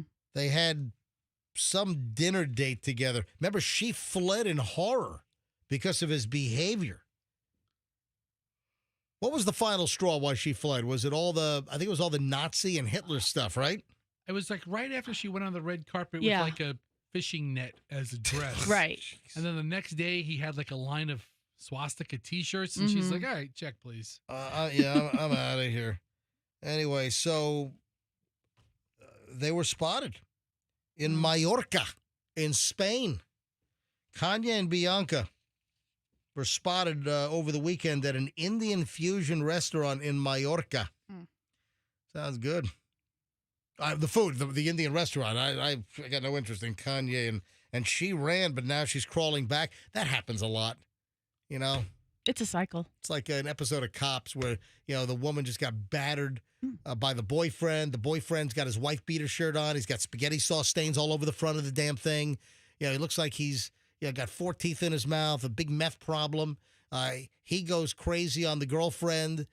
Cops got him cuffed and stuffed on battery charges, and then the girlfriend's outside the cop car going, "Oh, please don't take him away. I love him. I love you." She puts her hand on the window so they can touch through the glass. That's love. While he's cuffed and stuffed in the back of the car, and whatever. I guess he couldn't put his hand on the window, but she puts her, "I love you, sweetie. I'll bail you out. I love you." Meanwhile, she just had You're going to wait for me, right? That's what the Kanye and this wife, Bianca Sensori, deal's all about. Oh, you know who's in trouble? This is sad. The Malcolm in the Middle kid. Remember? The Freddie Muniz? Yeah, Frankie Muniz. What'd he do? Apparently, he says that he's hit a mental and emotional new low, and he put out a social media post. First of all, do you know how old little Malcolm in the Middle is these days? He's got to be in his 40s. He's almost 40. He's 39 years old. Yeah. Okay. What happened? Last I checked, he was 15 years old. Well, he got into... That's what it is. He got into like racing for a while. And Yes. then he was like doing like automotive stuff for a little bit. He was like a NASCAR driver. Like an IndyCar driver. or Well, you something? know what? I think he still is a NASCAR driver. Okay. But he wrote on X yesterday, "If I'm being 100% honest, mentally, emotionally, I may be at a new low." I mean, that sounds like a cry for help. I mean, that sounds like the next thing you find him with his NASCAR in the garage with the car running or something. Somebody help Frankie Muniz out. That was a funny show. Yeah. Yeah, I mean, it's really hard to be, young and filthy rich and do whatever the hell you want. So Now, of let me course, feel really bad for his mental issue. I don't think anyone went on to anything successful other than Bryan Cranston. Well, no, Kazmarek, the wife. Jane Kazmarek? Did she die? No. I think she's dead. Really? Jane Kazmarek. Yeah, I think she died. Yeah. Oh, she. Look her up. I think she died. No, Jane Kazmarek was somebody different. No. Who was the wife? Oh, hang on a minute. I thought Jane Kazmarek was the wife on Malcolm in the Middle. Okay, hold on. She's alive. She's alive. Yeah, she's alive. According to Jane Kazmarek Wikipedia, she is not dead. Yeah. Why would you think she's dead? She's 69 years old. She's risen. Okay. She That's not a good joke. She has risen. All right. No, I thought I didn't think she was dead. No, she's alive. Yeah. Jane Kazmarek was the mother on Malcolm in the Middle. She played Lois. And she's alive. Yeah. And she's done a lot of stuff since then, so I don't know why you would think she's deceased. All right, what has she done? I mean, I'm looking at the list. The Middle, Law and Order, Phineas and Ferb, Us and Them, Playing House, The McCarthys, Big Time in Hollywood, Florida. What's recent? She's been a working actress. The for Changeling. Yeah, she's been. She's done episodes and episodes and episodes. It's a miracle she's alive. Okay, so she hasn't busted out to a movie star. She stayed a TV actress. Oh. Yeah. Oh, you know what? What? I just thought of something that I forgot to do yesterday, so I'll take a shower. No. I'll do that in a second. All right. So no, I feel bad for Frankie Muniz. He's having He busted issues. a hole in his hand. Something ripped into the truck. But Bryan Cranston is really the big success. Yeah. Out of Malcolm in the Middle. I mean, Bryan Cranston, Breaking Bad, and then his movie career, and Bryan Cranston's an amazing talent. So as we wrap things up here on a Tuesday, as we wrap, what are you whispering into the microphone? We got to go. I know. Michelle and I are heading to the Hillsborough County Sheriff's Memorial Ceremony, which memorializes the fallen Hillsborough County Sheriff's deputies over the years. I believe it's 17 at this point, and every April there's a memorial service at the Sheriff's Office headquarters in Ybor, and I'm in the honorary deputy program. Oh, you know who was just made an honorary deputy? Who's that? Dave Bautista. Oh, yeah, I saw that. Yeah, Tampa resident Dave Bautista has just been made an honorary deputy. Hey, Dave, welcome to the club. I've been an honorary Hillsborough County deputy sheriff since 1997. Oh, so I have some warrants. I think that excludes me. In 2 years, I'll be in that program for 30 years. Yeah, that's nuts. But Dave Bautista, local celeb, was just made an honorary deputy by Sheriff Chronister in the last couple of days. So welcome aboard, Dave. If you want to call into the MJ Morning Show, we'd love to congratulate you. All right, we got to roll because we're heading over to the ceremony in Ybor right now because it starts at 10:30. What I forgot to mention was the movie that we saw on Saturday night that was fantastic. Yeah, what was that? Did you? Yeah, you didn't mention it. It was Nobody with Bob Odenkirk. Speaking of Breaking Bad, Bob Odenkirk was Saul, Better Call Saul, the lawyer, and then, of course, went on to have his own spin-off series, Better Call Saul.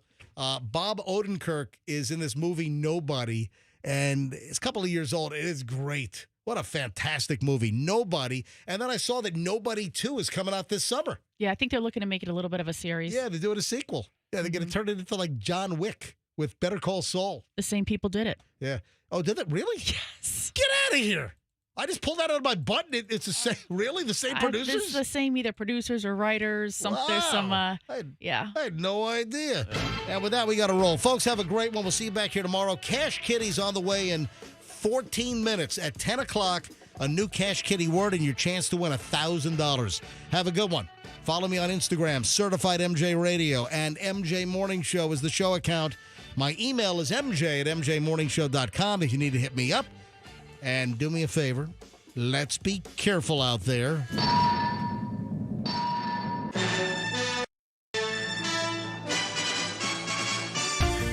Hear the latest MJ Morning Show podcast on the Q105 app, powered by Anna Jar and Levine Accident Attorneys. Call 1-